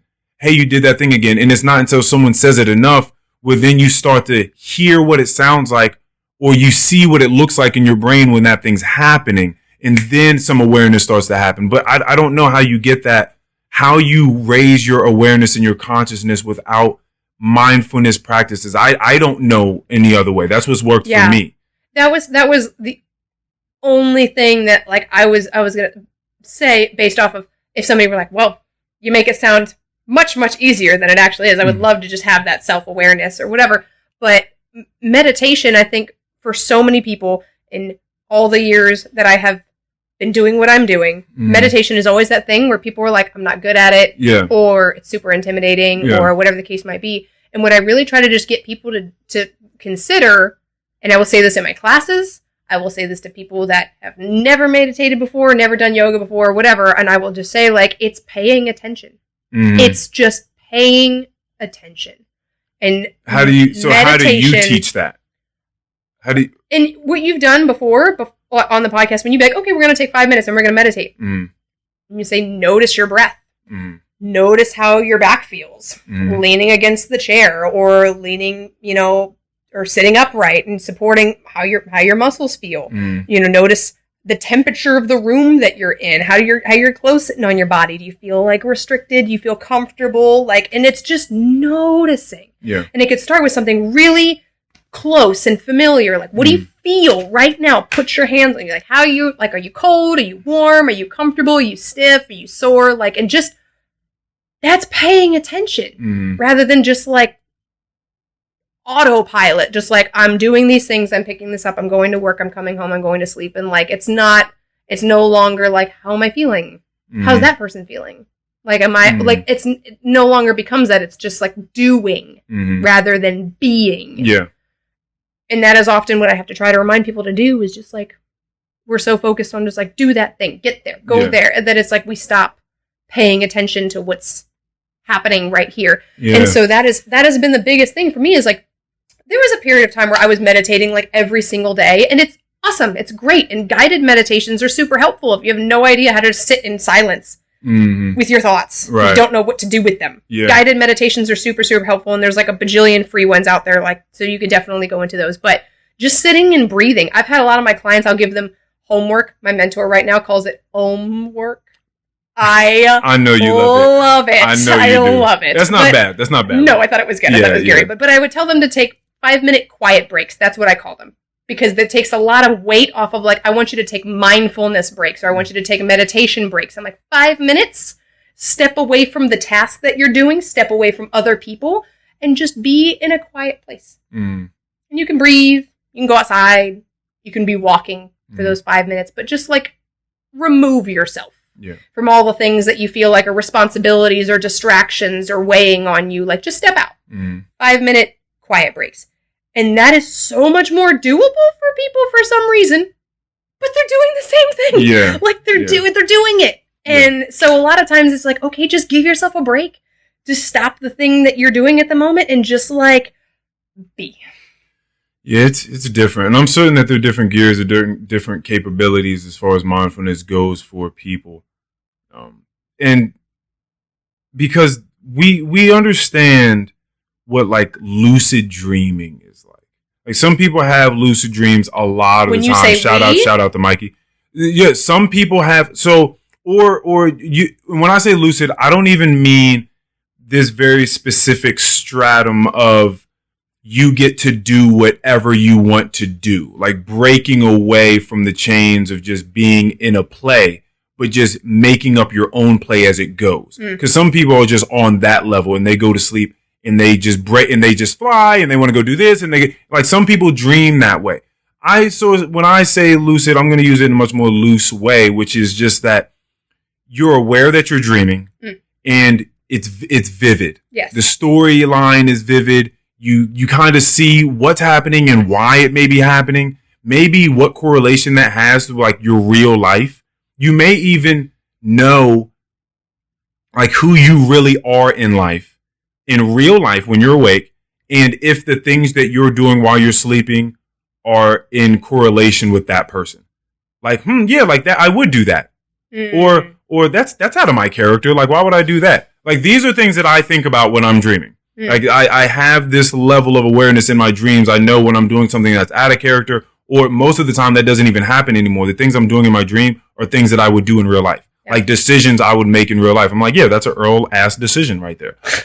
And if you've ever been able to look at a dream in a vivid, lucid way, then you can understand that there is a lucid way of living life. Like when you're awake, you can actually live in a more lucid way, because a lot of people, and I promise you, I truly, truly wish that I was overdoing it when I say this, but I actually think that people are sleepwalking. I actually feel that way. I know that people are driving cars and they're going and they're punching into work and they're operating things and they raise children and they eat food and they have conversations. I get all that. I understand that these functions are taking place, but I think a lot of that is autopilot. I think that they've just been like learned how to do things and then autopilot takes over. But I don't think that there are a lot of lucid. I wouldn't say a lot because there are billions of people in the world. So there are a lot of lucid, but it's still a small percentage in comparison to how all the billions of people in the world. But most people are sleepwalking as far as I'm concerned. Yeah. I mean, they just have like blinders on, like they're not aware of themselves, how they truly feel about things. I think that they are running through a coded matrix that has been programmed for them, in that it's hard to tell. It's sort of like simulation theory. People would say, this could very well be a simulation. And if you're playing a video game, how do you know that those characters that you're playing with in the video game don't know that they're in a video game? Like, how do you know when you're playing it and you turn it on and they're running around doing the stuff that they don't know that this is a video game? How do you know that they don't feel conscious in that game? Like, how do you know that? How do you know that people say that plants and all this stuff aren't conscious? I don't necessarily believe in that. Like, how do you know that these things do not feel things, that they're not conscious of their own possibly mortality? Mm-hmm. How do you know that? It's a fascinating thing to just give a little bit of thought to. Yeah. But I truly feel like people are sleeping and they're just going through the motions of life and they're missing out on so much. I've talked about this before, and again, shout out to Sil. Think about this idea, because I find it to be one of the most ubiquitous and fundamental comedic layouts life has to offer.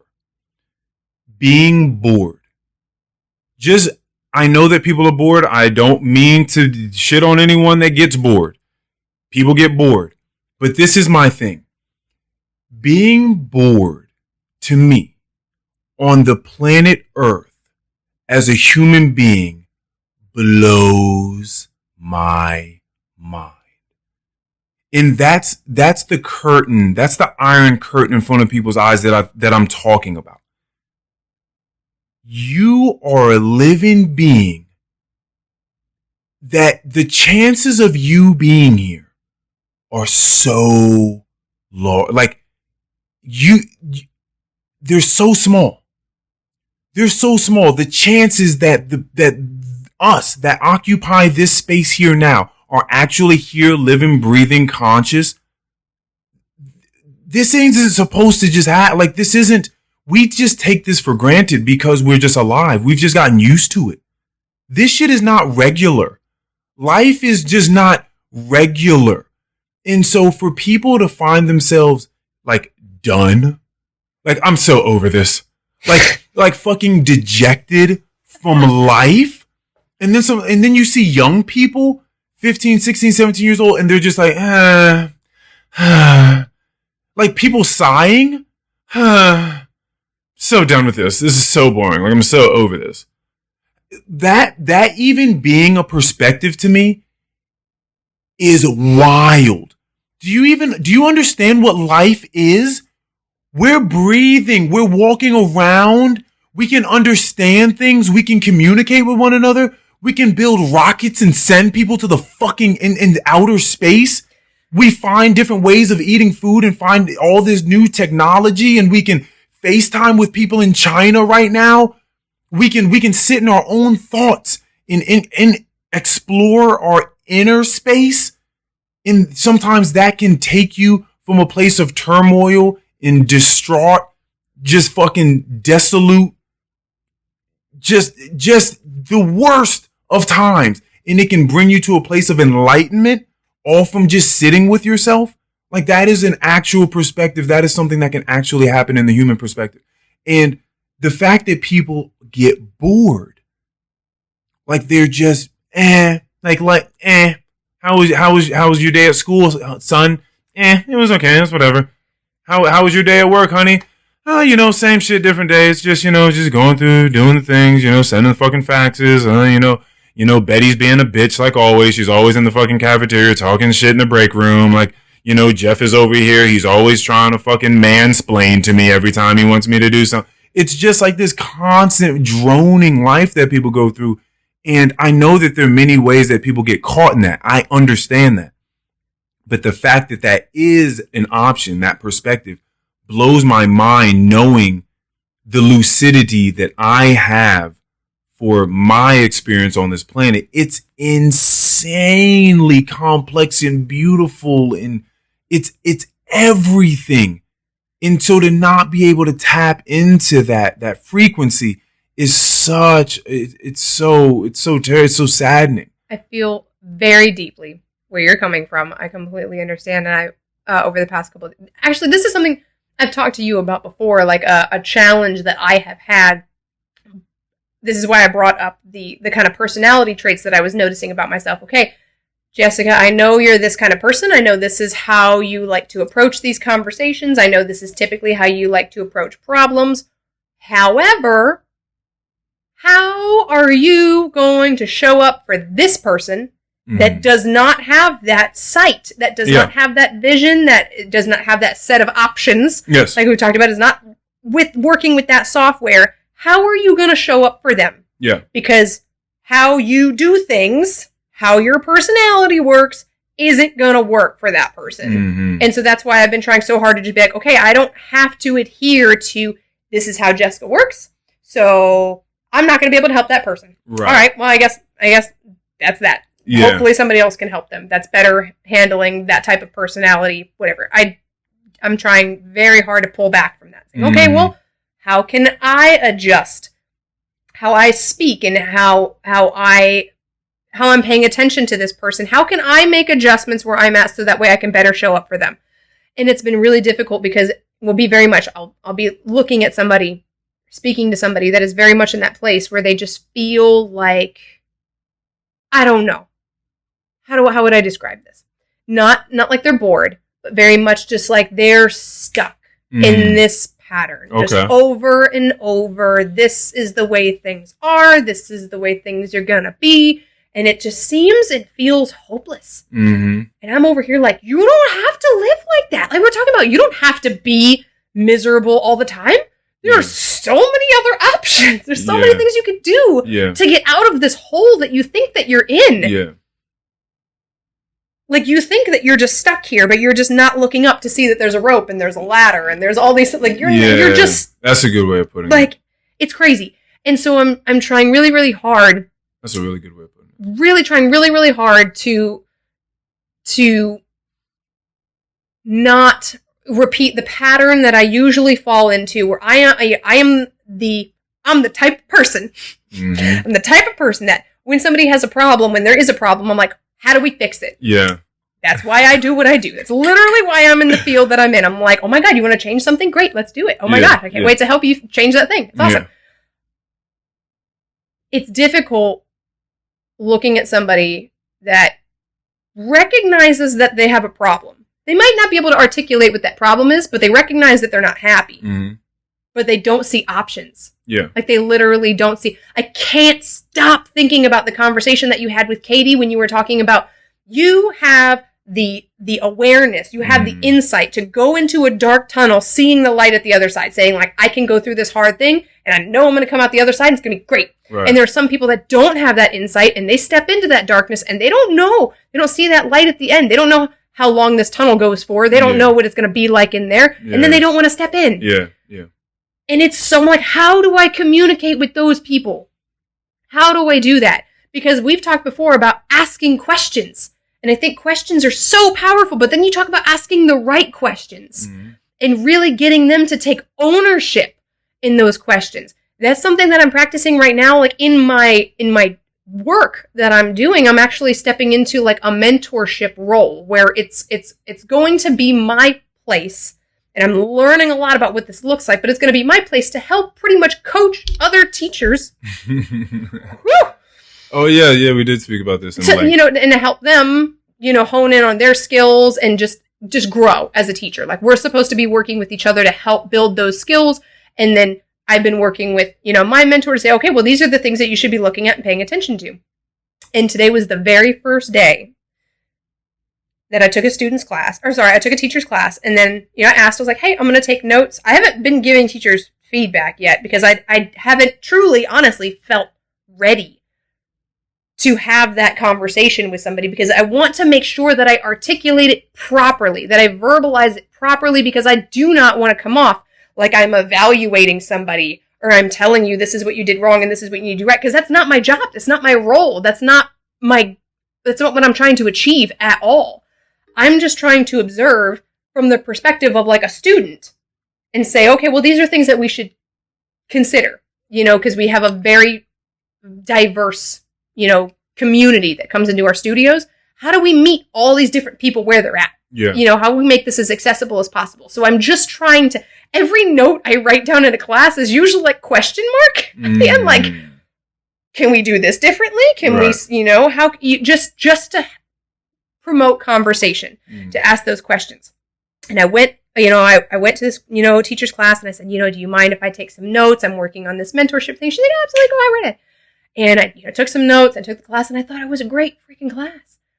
I still had notes, I still had observations, I still had questions, And afterwards she was like, oh, do you have feedback for me? And I didn't feel like I was really prepared to have that conversation yet, but I was like, yeah, like, we could talk about this. And I sat down, and when I started, I prefaced it with just saying, like, when I take notes right now, they're really questions. Like, they're really just observations. Like, can we have a conversation about this? Can we do this any differently? Can we offer this a different way? Like, can we word this different? Like, whatever. Like, it's just, can we look at this more than the one way that you taught it in class? Is that a possibility? And that's really what I'm trying to do, because I don't think that there's a right and wrong way to do this. Like, by this, I mean yoga and life. I don't think there's a right and wrong way to do this, but it's really like, how can you make this the most accessible for as many people as possible? Like, how can you reach as many people as possible? How can you hold space for as many people as possible? And I'm talking to her and I'm giving her some feedback, and I just noticed I would be like this too. Totally, I'd be like this too. But like, she felt almost defensive in a moment. She recognized that. She was like, I didn't always used to be able to take criticism. And she's like, I really want to open myself up to it.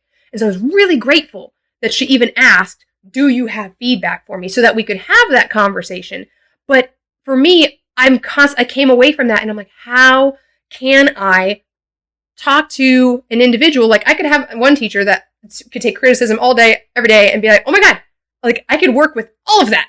Thank you so much. Like, I could totally do this. And then another teacher that would feel like they have to fight that criticism or defend it or whatever. How do I communicate with those people?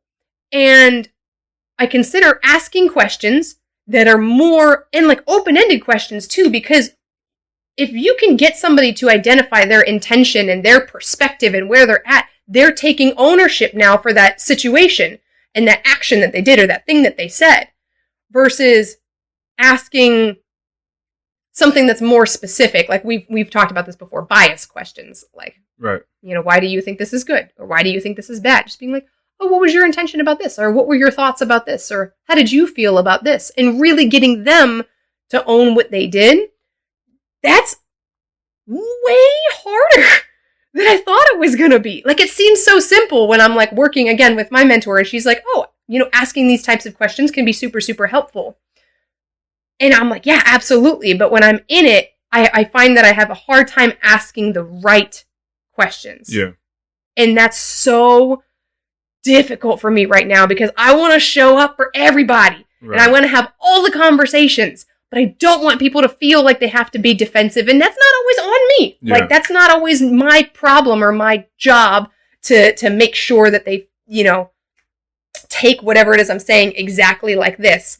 But if I can just be that much more deliberate about how I inquire about this thing and how I address this thing, regardless if that's in my job and I'm working with another teacher or outside and I'm working with a friend or I'm working with a family member and I'm not sure how to communicate with them, but I want so badly to support them.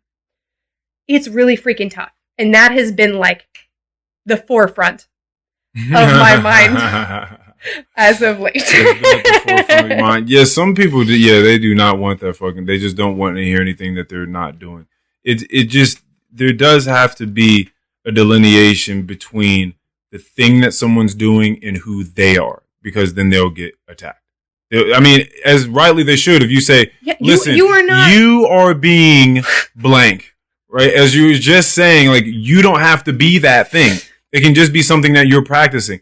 Or it could be something like, so this idea that we're doing, or this movement, is there another way that this could be done? Do you ever feel, have you ever tried like doing this, or have you heard anyone do this thing? It's not, I don't like the way that you do this thing. Correct. Right? So It's just, there is a lot of it that goes into it. It's just also people feeling like they need to be heard a lot of the time.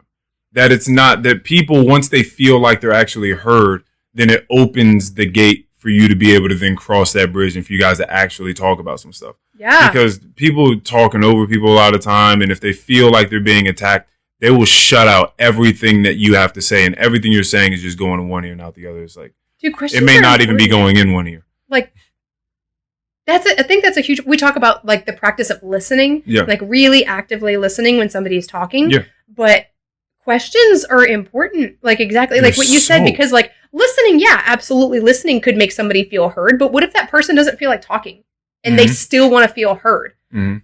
How do you get them to talk in a way that like is going to engage them and is going to like really? I think that we read intentions. This was another one of those things where I made it sound easier than it is, and I don't have a child, so people are probably going to feel bad that, upset that I'm even talking about it. But we were talking about raising children and why, certain children get to certain places. And I was saying, listen, man, I don't have all the answers. What I will tell you is that I see a bunch of kids slap their mom in the face, call their mom a bitch, tell them, no, mom, I didn't order that. I wanted the French toast.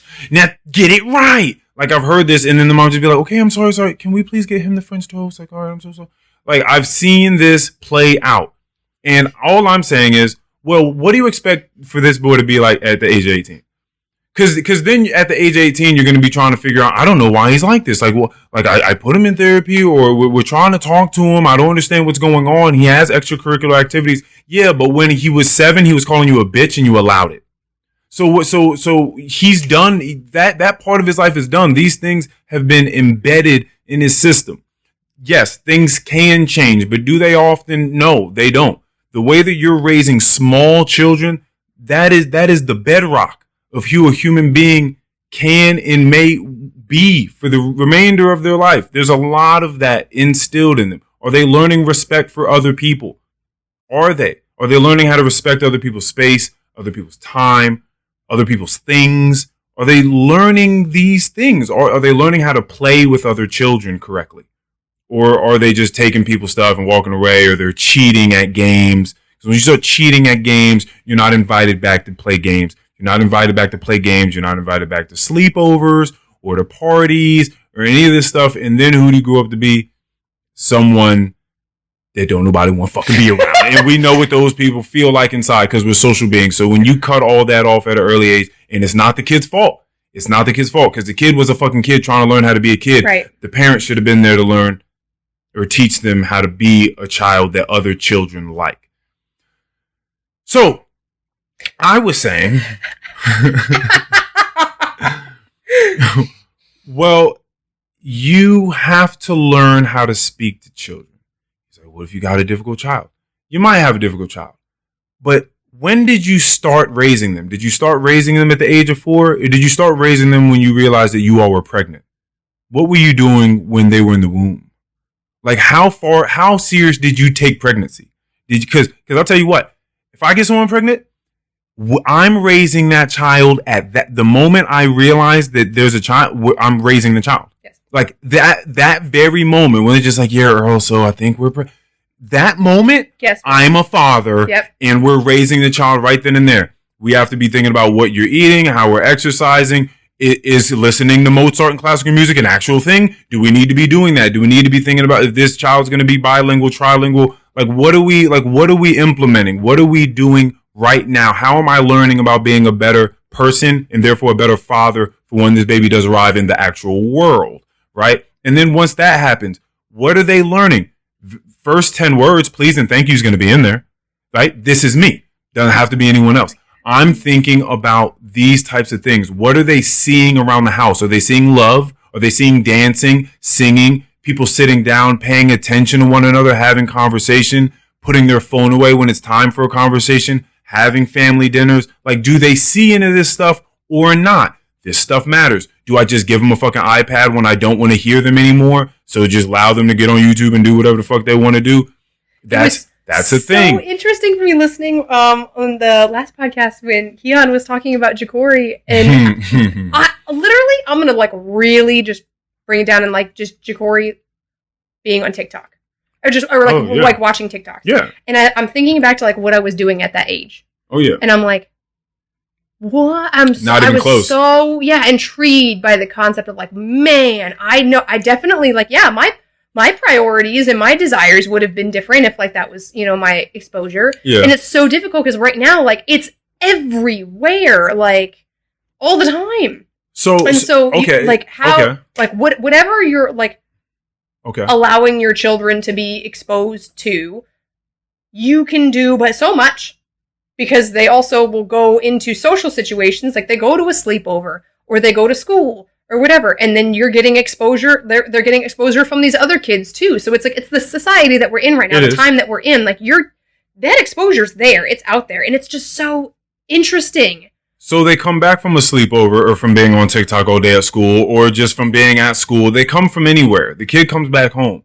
This is one of these moments where active listening comes in handy, and knowing how to ask proper questions come in handy. This goes for speaking to your child. That's why I'm speaking on this, because from the outside, which people don't like when you do, right? Because I feel like I have an insight to speaking to people, right? So I can speak about speaking to children because I'm talking about relationships. It doesn't matter which one we're talking about. You have to learn how to engage with an individual person. And so when it comes to dating, people are like, what are you supposed to say? Why isn't what's up good enough on Tinder or whatever you're going through? Like, what are you supposed to say? How are you supposed to keep this conversation going? Well, when a kid comes in with his book bag and he throws his fucking book bag on the table and it's time to go do whatever it is he wants to do, and you say, oh, how was your day at school? You're like, oh, it's whatever, it's cool. Okay, cool. Well, listen, dinner's going to be, here in 3 hours, so go ahead, wash up. You missed an opportunity. Most people don't even know what just happened in what I just said, in that dialogue I just said. They're just like, yeah. That is a wrong, that you asking, how was your day at school? And then saying, oh, it was good. That was a missed opportunity. That would never be the way that I ask a question. Now, why not? Because that question allows for this child to say, oh, it was good, it was whatever. You didn't ask anything specific about that person's day whatsoever. You threw them a blanket statement question. How was your day? It was good. Okay, cool. Well, listen, dinner's going to be here in 3 hours. You didn't learn anything at all about how he feels that day. Like, what his mental health is like, what he's thinking about, what he ate, who he spoke to, if he spoke to anyone. Did he make friends? Did he lose friends? Did he learn anything? Does he want to learn anything? You didn't learn any of these things. And you could have just asked just one specific thing. That's kind of open-ended. So, like, what'd you guys have today at lunch? right? Now you're asking your favorite something class? specific, right? What'd you learn today? Like, it's something there. Then you're at, I had this and this at lunch. Oh yeah, did like your friend have that? Do you have friends like that? If you have friends at the lunch table? Now you're learning about the people that your son or daughter are around at school. mm-hmm. If there are people there, you're learning these things, and then that's when people open up. People generally speaking, open up when they feel like the other person is actually listening and not just inquiring on that base level of just like, oh, how was this? How was that? Okay. And then whatever bullshit answer you give them is good enough. Then they're just like, okay, yeah, okay. They didn't really care anyway. Like that was enough. Like that answer, the 4-letter answer good was enough for them to stop inquiring about my entire day, how I feel, what I ate, what was going on. Like that was good enough. It's not until someone's actually curious. So the real question you have to ask yourself is, how do you unlock a genuine curiosity inside yourself? Because other people aren't really stupid. Like most people aren't really stupid. Like they don't know when you're bullshitting. They don't know when you're asking with ulterior motives. Or if you're like trying to fake it so that you can get to something that you want to talk about. You very rarely, and I've run into a couple and it's so beautiful. It's a huge turn on for me. Huge turn on for me when I'm looking at someone and they're activated. Mm-hmm. That's what I like to call it in life. They're not a sleepwalker. They're activated. They're lucid, and they're genuinely curious in genuinely curious in other people and like what they have going on. It's really weird to me when people are super narcissistic to the point where it's just their life and just everyone else is just floating around. It's really weird to me when people don't ask about other people. It's really, really weird to me. Yeah. And they don't actually care.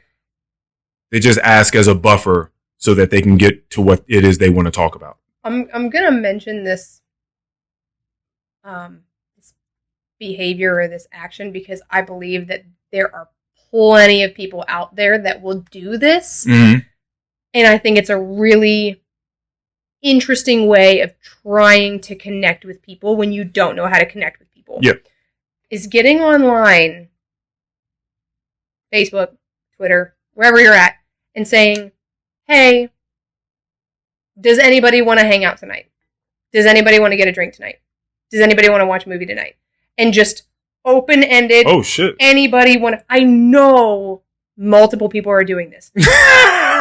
Because if I know one person that will do this, definitely there's too many people doing it. I know just this. It's just on my head. Like I know this. I know who wants to do that. And okay, the person that I know of that does this never gets any takers, and it feels lonely. And I'll tell you what. I'm speaking from a personal perspective when I say if somebody that I liked and somebody that I was really close friends with did that, I wouldn't take them up on that offer.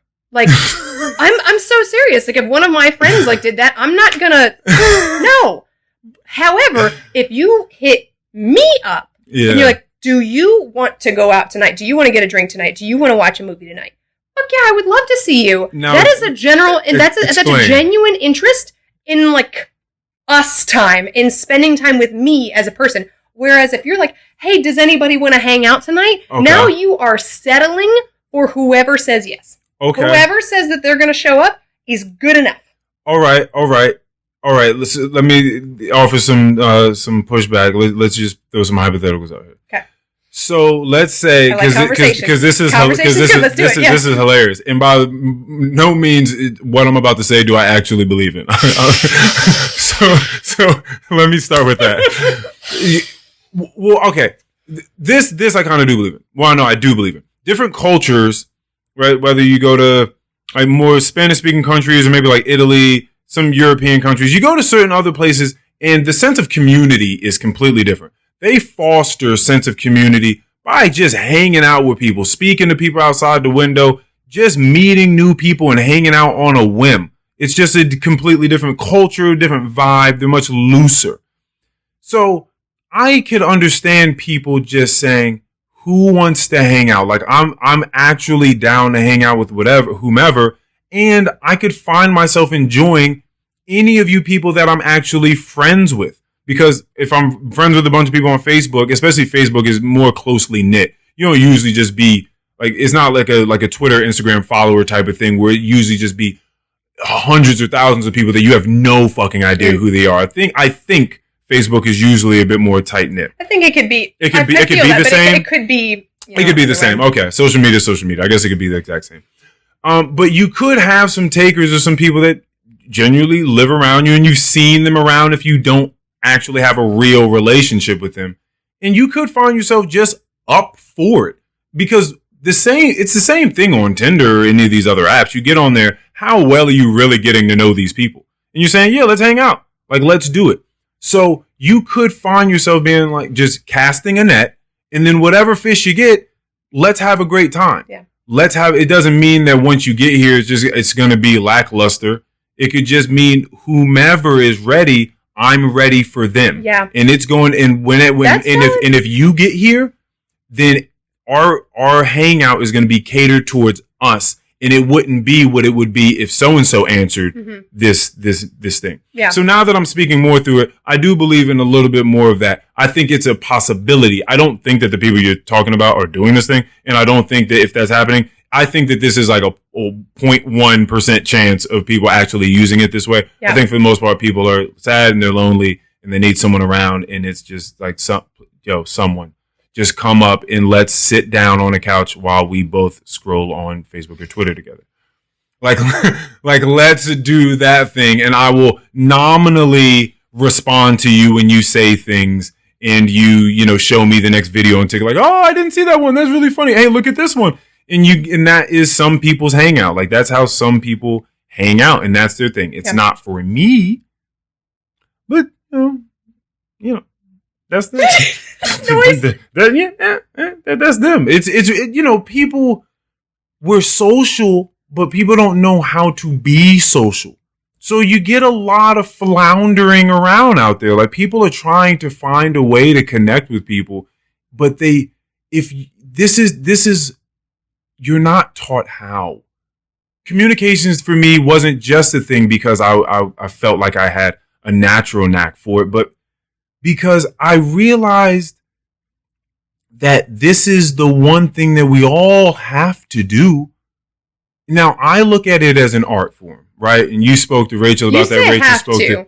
There are some people that are like, they will avoid this like the plague. Well, no. You don't. I'm sorry. You don't have to do this. I'm not talking about like this level of conversation, but like you're gonna have to.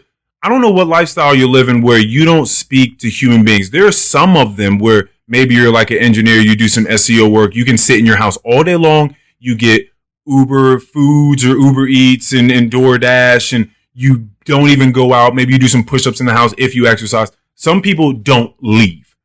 But that's not most people's experience. Most people, they have a boss or they have coworkers or they go to the gym.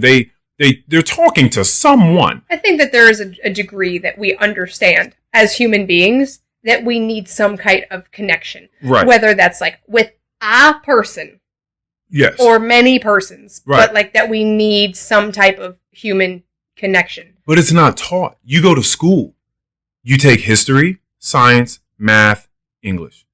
Then you get to a certain point, you take some electives. You take an art class, you take a music class, you take a photography class, you take a basketball class, a football class, a auto mechanics class, or whatever, a workshop class. You take all these other classes, but there is no, in English class is not this. That's not composition class and all that where you learn grammar is not communications class.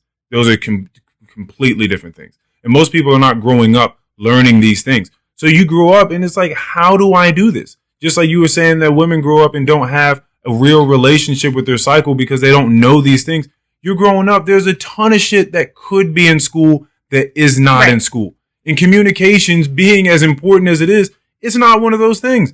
So people are just floundering around trying to find a connection somehow, but people don't know how to do that. They don't know how to have conversations with people without being emotionally volatile, blowing up on people for no reason or because they feel attacked. They're personalizing things that are going on in the external that actually have nothing to do with them because they have this overinflated sense of ego and they're narcissistic and don't even know it because that's a lot of what the day and age is fostering and encouraging through the technology and through the posting the selfies and getting the likes and scrolling and seeing what they're getting. Are they getting the likes? Why am I not getting the likes? I'm posting photos like them. Should I show more ass? Do I not look good enough? Like, what do I have to be? Like, am I not wearing enough makeup? Do I have to be, like, should I be funny? Maybe I should try some funny stuff. Maybe I should try, like, put some stuff on TikTok. Maybe I'll get some likes on TikTok. So all these different things are just frantically running through people's minds, and so when you're standing in front of people, I give wild credence to this next idea.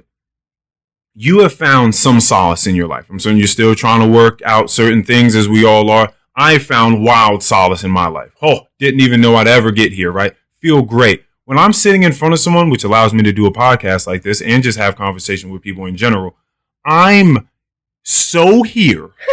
You have no idea what it looks like on this side. Like, I am lasered in to the moment. People, I'm looking at everything. I'm observing everything. This is all that matters to me, right? This is all I have. This is all that I have. I'm so nested inside this second, the second right now, not even the minute, the second right now. I've conditioned this. I can't be any other way now. I'm not going backwards now. But I also know when I'm standing in front of other people, I know the cacophony that's going on in their mind.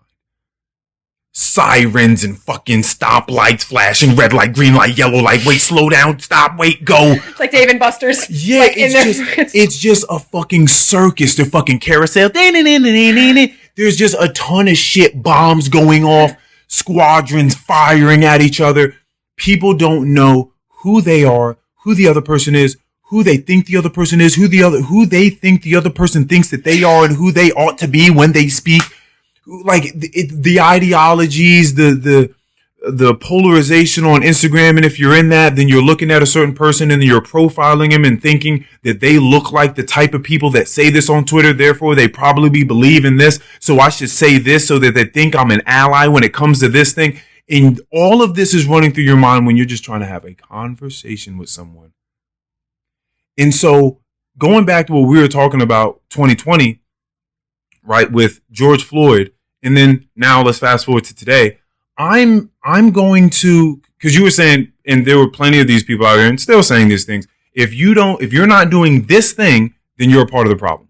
Whatever this thing is, that X, that variable is a lot of different things. A lot of different people say if you're not doing a lot of different things, then you're a huge part of the problem. And there's nuance to that, as there's nuance to everything. There's a discussion to be had. It's not just cut, clear, dry like that, as people like to make it seem. I go to the gym, and there's this guy in there, and he's talking to me about one day I remind him of Floyd Mayweather. Hey, I don't know. I walk in there, this white guy, his name is Chris. Shout out to Chris, great guy. But he says that I remind him of Floyd Mayweather. I'm like, all right, that's cool. He's like, yeah, it's just your build and everything about you, the way you move. It just seems like you seem like Money Mayweather. I'm like, all right, cool. I leave, come back another day, and he's talking to me. He's like, oh, Earl, good to see you back, man. He's like, like, you have a real sort of entrepreneurial vibe about you. First of all, I don't know what the fuck that means. I'm assuming, I can only assume that just means that I carry myself with some sense of esteem. They're like, I give a fuck about myself. They're like, you know what I mean? Like, I'm not just some schlub that's just walking around aimlessly. Like, I have my fucking shoulders my shoulders back, my straight back straight, shoulders back, whatever I'm trying to say right now. Chest out. Like, I move with intention, right? Like, I'm actually living this life like I want to, is the way that I move around. That's the way I talk to people. This isn't just a podcast. Like, this is the way I talk to people. And so I assume that that's what he means. But afterwards, he says, yeah, you remind me of Nipsey Hussle. I'm like, nigga, 2 weeks ago, you just told me I remind you of Money Mayweather. Like, so now maybe I remind you of Floyd Mayweather in some ways, and I remind you of Nipsey Hussle in other ways. But then he goes on a tirade about how he hates that a black man can't do well without, the white man and a bunch of people. Keep in mind, this white dude, Chris, shooting him down, and because they can't control him. And if it's a black man they can't control, then they're going to get him the fuck out of here. And And he's going on in length about this material. And I just try to have conversation with him about it in nuanced fashion. But the whole point is, and this has happened to me a lot since 2020 for sure, is I have brown skin. And so because that is the case, people assume that I have certain stances on things. So then because I have brown skin and I must have the stances of the people that they have seen have stances on stuff, and have probably told them, hey, if you don't say these things when you see black people, you're an issue. You're a problem. Or if you don't get up and salute every black person you see when they come around, you're an issue. If you don't acknowledge these things, you're a problem. And so you hear that long enough, it weighs on you, and then you run up on people and just start talking to them about how terrible it is that the black people are being held down at every juncture of every bit of their life. And he is only doing what he's been told to do by a bunch of people. Do this, or you're getting fucking canceled. We're going to figure out where you're at. We're going to make this an issue for you. We're going to make this an issue for you. And so then the issue is, well, at what point does it become superfluous?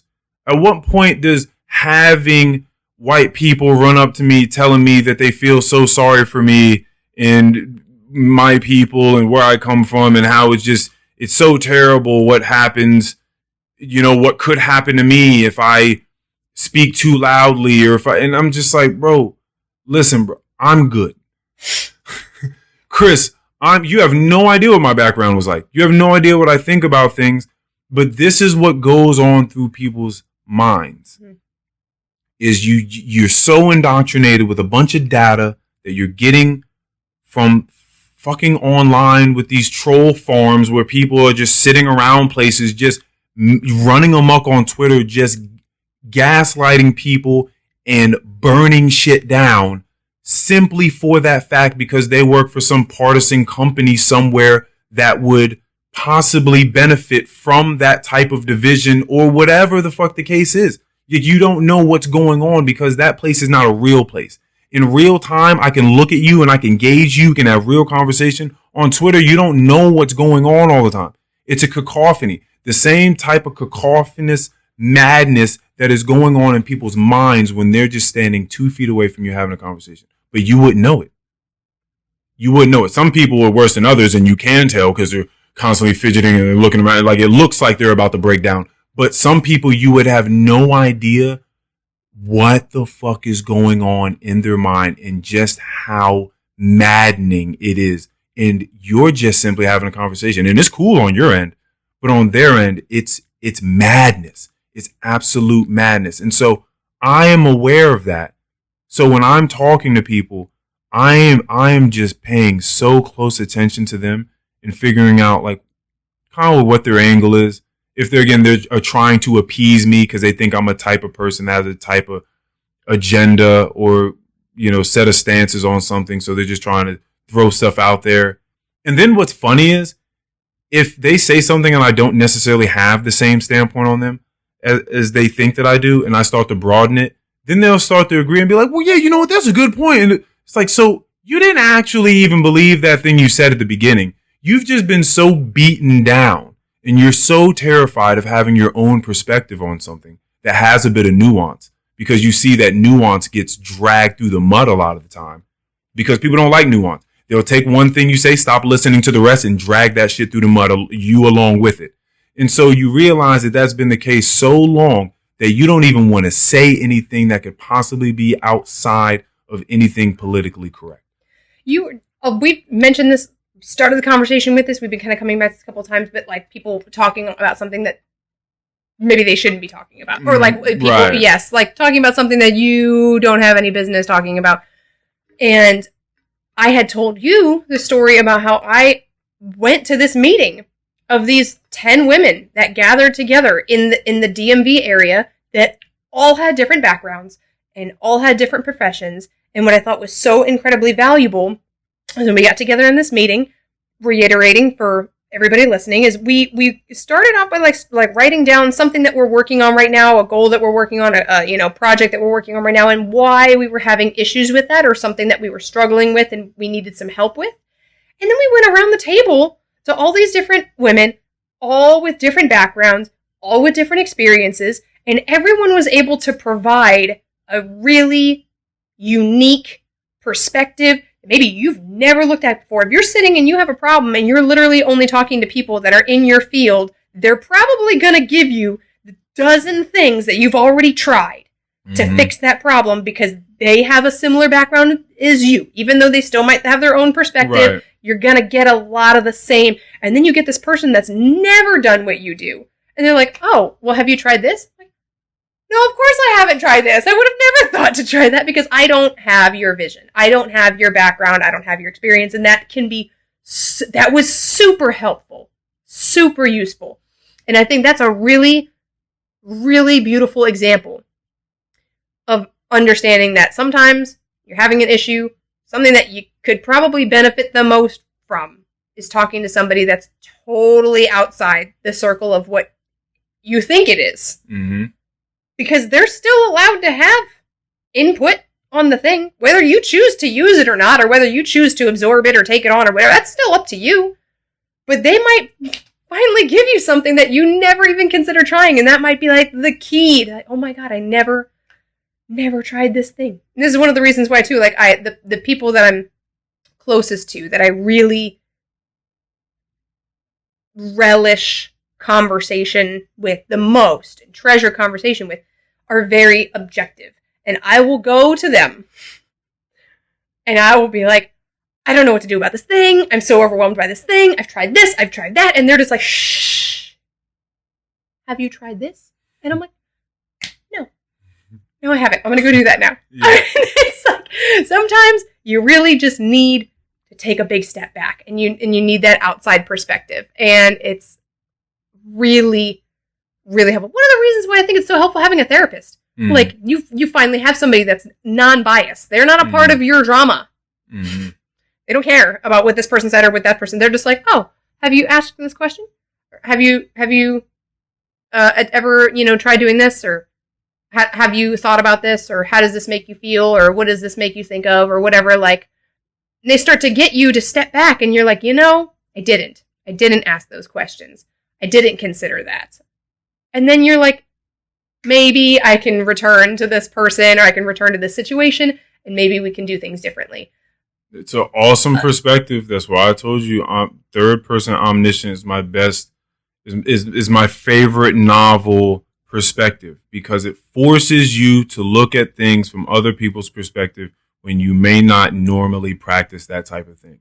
And it's so imperative that you do that because people, they have their experience and they're so engulfed in their experience that they actually think that is the story. Yes. That what I feel and that what I think and that what I see and I taste it, like that is the story. That's not that's not the story. That's your story. That's your side of the story. Yeah, exactly. If people understood this, like this is a great rule of thumb to tell yourself every time anything happens. I do not have all the pieces to the puzzle. You want to know why? Because no human being ever in any situation has always had all the pieces to the puzzle. It's never happened. It's never happened. But people go through life and, catastrophes happen or just a little rift between them and a loved one happens or some shit happens at their job with their manager and they're upset at their manager.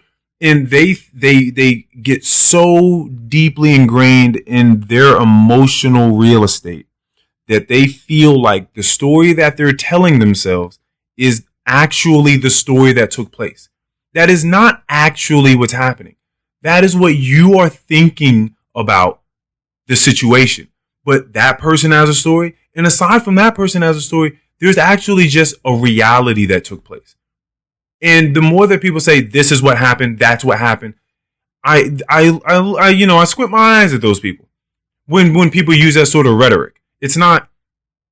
So this is my sense of the matter. This is what I think took place. This is how I feel about this thing. But when people start speaking in absolute, like, no, this is what happened. Like, okay. Like, I believe that that's what you believe. I believe that that's what you believe. I don't have to believe what you believe, but I believe you believe that shit. Yes. Because of the way you're talking to me right now. But that's not the story. That is not everything that this encompasses. And that's why awesome movies like, I think Crash is one of them, where Don Cheadle's a part of it. They're awesome. That video game I was telling you about recently, Detroit Become Human. There are awesome mediums of art that show you the coalescence of a bunch of different pathways in life. I love when movies and TV shows do this, where they start off with like 3 or 4 different characters and they just show you their individual lives and then slowly show you how they converge at some point. You're like, oh shit, that's crazy. Or it usually starts with like something crazy. I think it was a movie called Vantage Point that did this. But it's like something happened and then they go back and then they show you how this catastrophe took place in all the different characters of the movie and how they got to be at this one intersection. And it's moments like that that help you broaden your horizons on what is really going on in this world. Like the true story, in that it's not just what's going on with you. It's much, much, much larger than that. And until you realize that you're going to be dealing with all of the failings of narcissism for as long as you're here in that state. I told someone the other day that I thought that it was beneficial for everybody to speak to a therapist at some point in time, not just because like we're all messed up and we all have garbage going on in our lives that we're trying to navigate or trauma or whatever, because to an extent, sure, we all do, but I was more so, if anything, just for the sheer fact that you get to talk to a person that is the non-biased third party. Mm-hmm. You know, you get to go talk to this person that is outside of all the things that you think are chaos and problems and everything like that. And they're literally just going to ask you to look at it. Right. That's it. And if anything, if that's what you get from talking to a therapist, is just being able to have that one human in your life that's the non-biased party, great. Because that is going to really elevate your perspective on you, on your situations with other people, on the happenings that are going on around you. Like, that's it. You know, It doesn't have to be like you got a problem and you got to go there because you need help. Like, you can just go. Well, I mean, you got a problem and you need help, right? Like, but I understand what you're saying. It's not like you're just like broken. Be like diagnosed with their depression, anxiety. That's why you need to go. It's like, if you need to talk to someone, which most people do, that's fine. Like, which most people do, that's good enough. Yeah, go talk to somebody. And then you also have to make sure that you find the right one too. I've known someone that like went to someone. It was like, I'm gonna be honest, Earl. Like, talking to you is way better. I do not mean to toot my horn when I say that. I just mean that's what the person told me. Like, talking to you is much better because this person, this therapist is just like not challenging me at all. Like, it doesn't seem like they're asking the right questions. It seems like everything is just real. I mean, it seems to be real todayified. And what I mean by that is just really fucking comfortable and walking on eggshells, and not wanting to say anything that could be offensive and not wanting to challenge your thoughts too much. Like, I don't want to stress really you out. And it's like, I don't want to come here to be coddled. Yeah. Some people do not want to go be coddled by their therapist. Yeah. Like, you need to jar my mind. Like, you got to rattle something because something's not working up here. I need a new perspective, and you're not helping me get there. Literally like working with a physical therapist or like a personal trainer. Like, if you're not doing something that's hard, right, you're probably not getting better. Like, and I'm not saying you need to be doing something that's causing you pain, right, and that's going to like injure you, but like, it should be work. Yeah, if there's no struggle, then what are you doing? Yeah. Like, absolutely. And I feel like that's in just my experience with trying to figure out what's happening to the pain in my ribs and trying to heal that. And over the past couple years of working with as many different people as I have met, I understand that there are people out there that show up because it's a job. And it pays them good money. Yeah. And then there are people that show up because they really care about the person that they're, oh my God, I told you I cried when I left the appointment with my physical therapist because I was like, holy shit, she paid it. She actually gave me time and attention and energy, and she was invested in where I'm at and was curious and was asking me about all these things where like I could have easily walked into the same office and saw a different doctor that talked to me for about 15 minutes and gave me 30 pages of paperwork and said, go read this. You see what I'm saying? Just the fact that you even cried afterwards, like you had that acknowledgement. Do you understand what that means? It's not just that you had a fantastic time with this person, but it's the fact that you haven't been having that experience with people. So what is that saying? Wouldn't it be such a great world if everyone just got to do what they love? Because then every time you went anywhere, that person would be doing their passion and you'd be getting just top-notch shit all the time. They'd be loving to do what they do. I just wish that everyone was able to do that, was able to just do that one job that they want to do, because you would be getting that type of experience everywhere you went. You went to the fucking grocery store, the dude back there bagging up the stuff. He's like, hey, how you doing today, man? Did you go see the sale on broccoli? We got some more steak with fat on it. I know you like the steak with the fat on it. We got some more back here. Oh, I gotta show it to you. It's the best ribeye. Your man, he loves the ribeye, right? I got the ribeye. I actually packaged it up for you because I knew you were gonna come, because I know your cycle's a little bit, so I knew that you were gonna come here this week. I actually have it packaged over here for you right now. Like you would just be running into people that just genuinely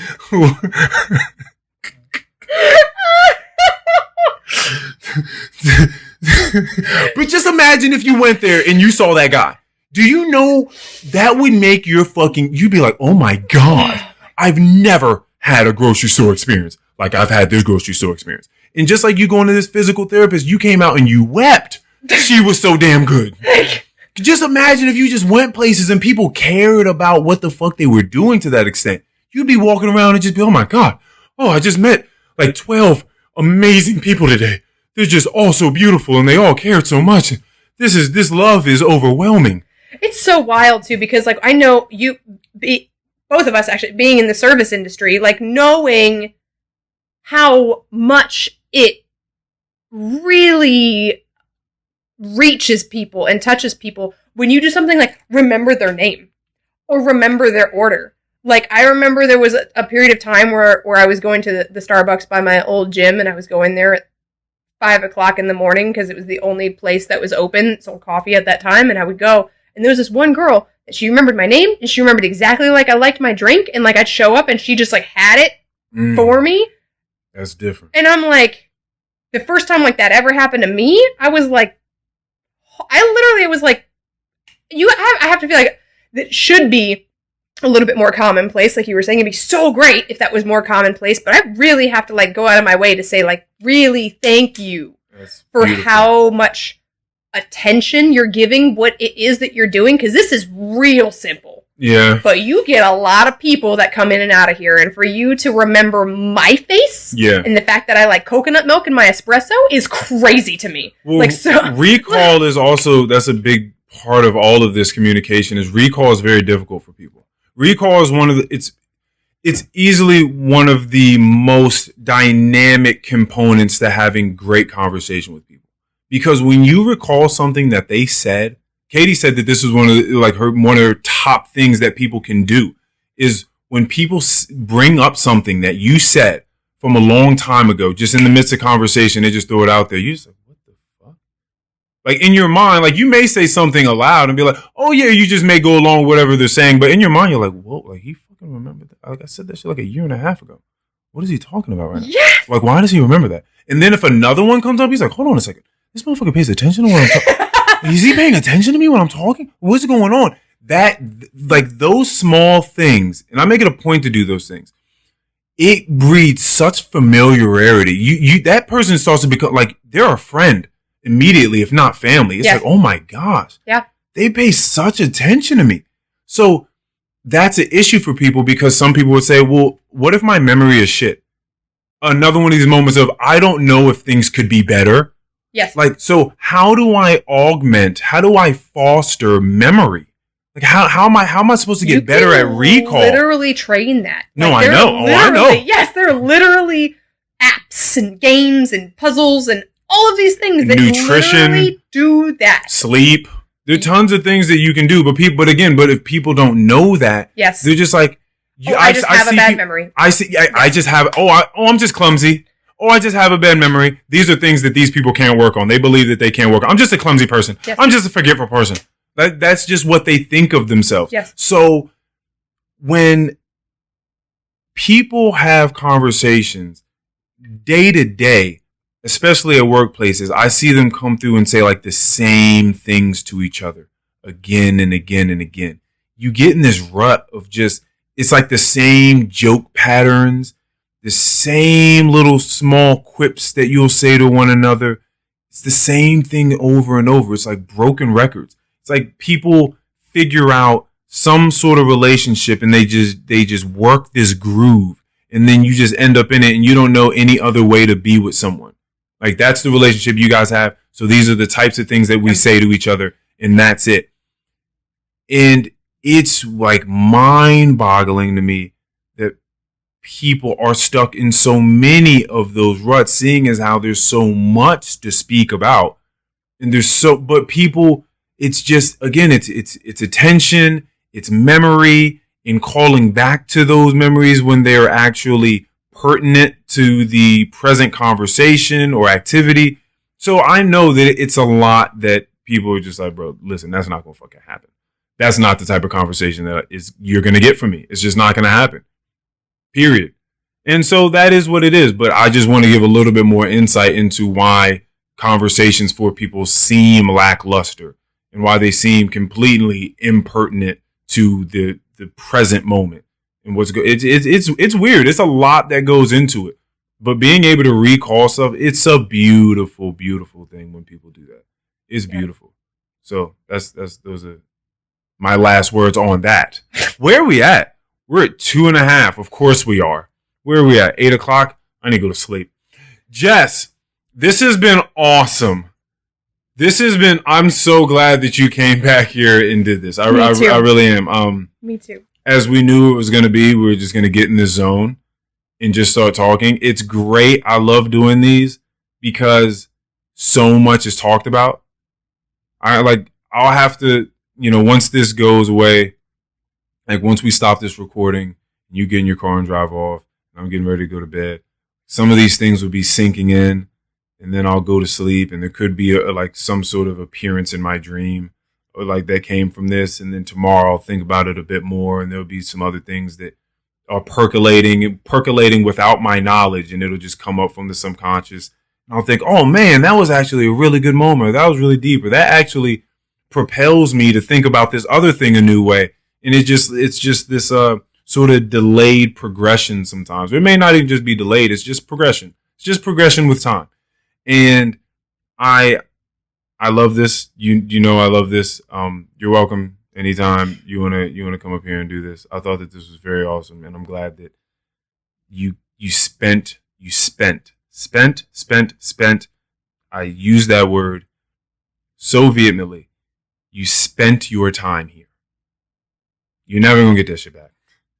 I hope you're okay with it. Very, very okay. Spent that shit here, and in 2.5 hours of it. So I'm really, really grateful for you and anyone that comes and does this. These are just going to be amazing things to just go back and look on. I truly do look at this as the infancy of this podcast. This is episode 120, so that's awesome. But I truly do see this as the infancy. Rachel, being as beautiful as she is, by the way, thank you for introducing me to one of my favorite humans. She's so fantastic. I just got a massage from her. Yeah?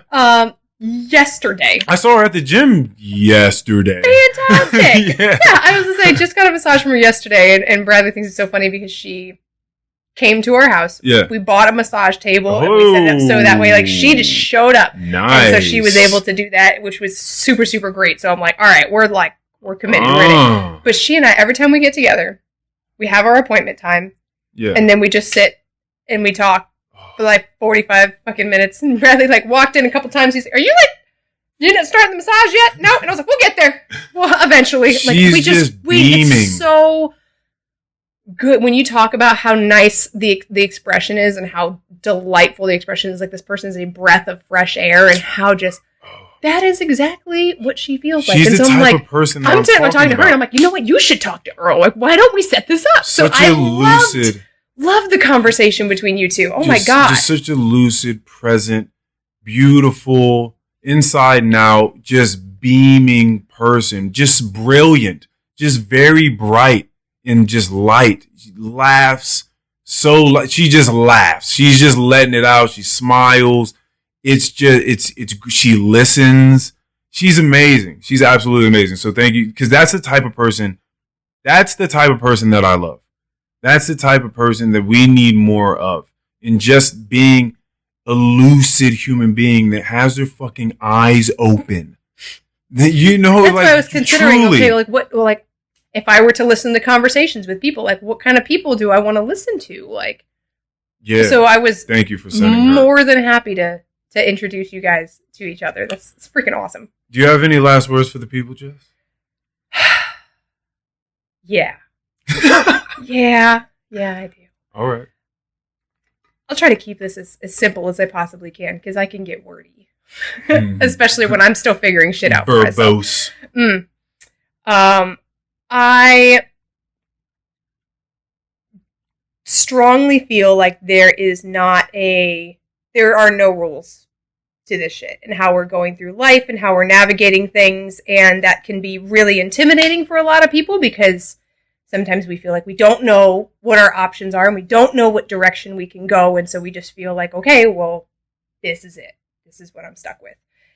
And what I have been practicing so much in my personal journey and what I have been trying so hard to offer and to cultivate in the space that I work in and the space that I live in is just trying to encourage a sense of openness and just going into whatever the fuck conversation you're going into whatever experience you're going into, and just trying so hard to just stay open and just say yes to whatever possibilities might come up. Because if we want to get anywhere, if we want to do better, we want to get better, like you're saying, how awesome it is to get better at whatever thing, like, you gotta open yourself to those possibilities. And you might not know what they look like. It might not get you exactly where you thought you were going to go. It could be way better than you ever imagined. But just giving yourself that chance to just say, I'm going to open myself up to whatever possibilities are in front of me and see what happens. I wish you so much freaking luck. I don't have all the answers, I will say that, but I am trying so hard to show up. And I just encourage you to do the same. All I have for us is, let's take 3 deep breaths.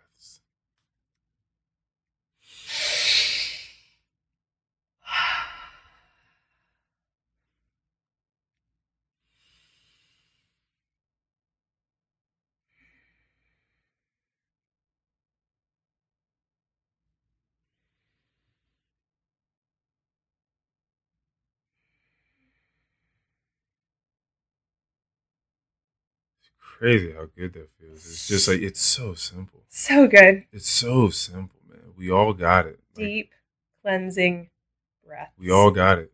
Yeah. We all got it. I'm about to go to sleep off that. Good. Episode 120, baby.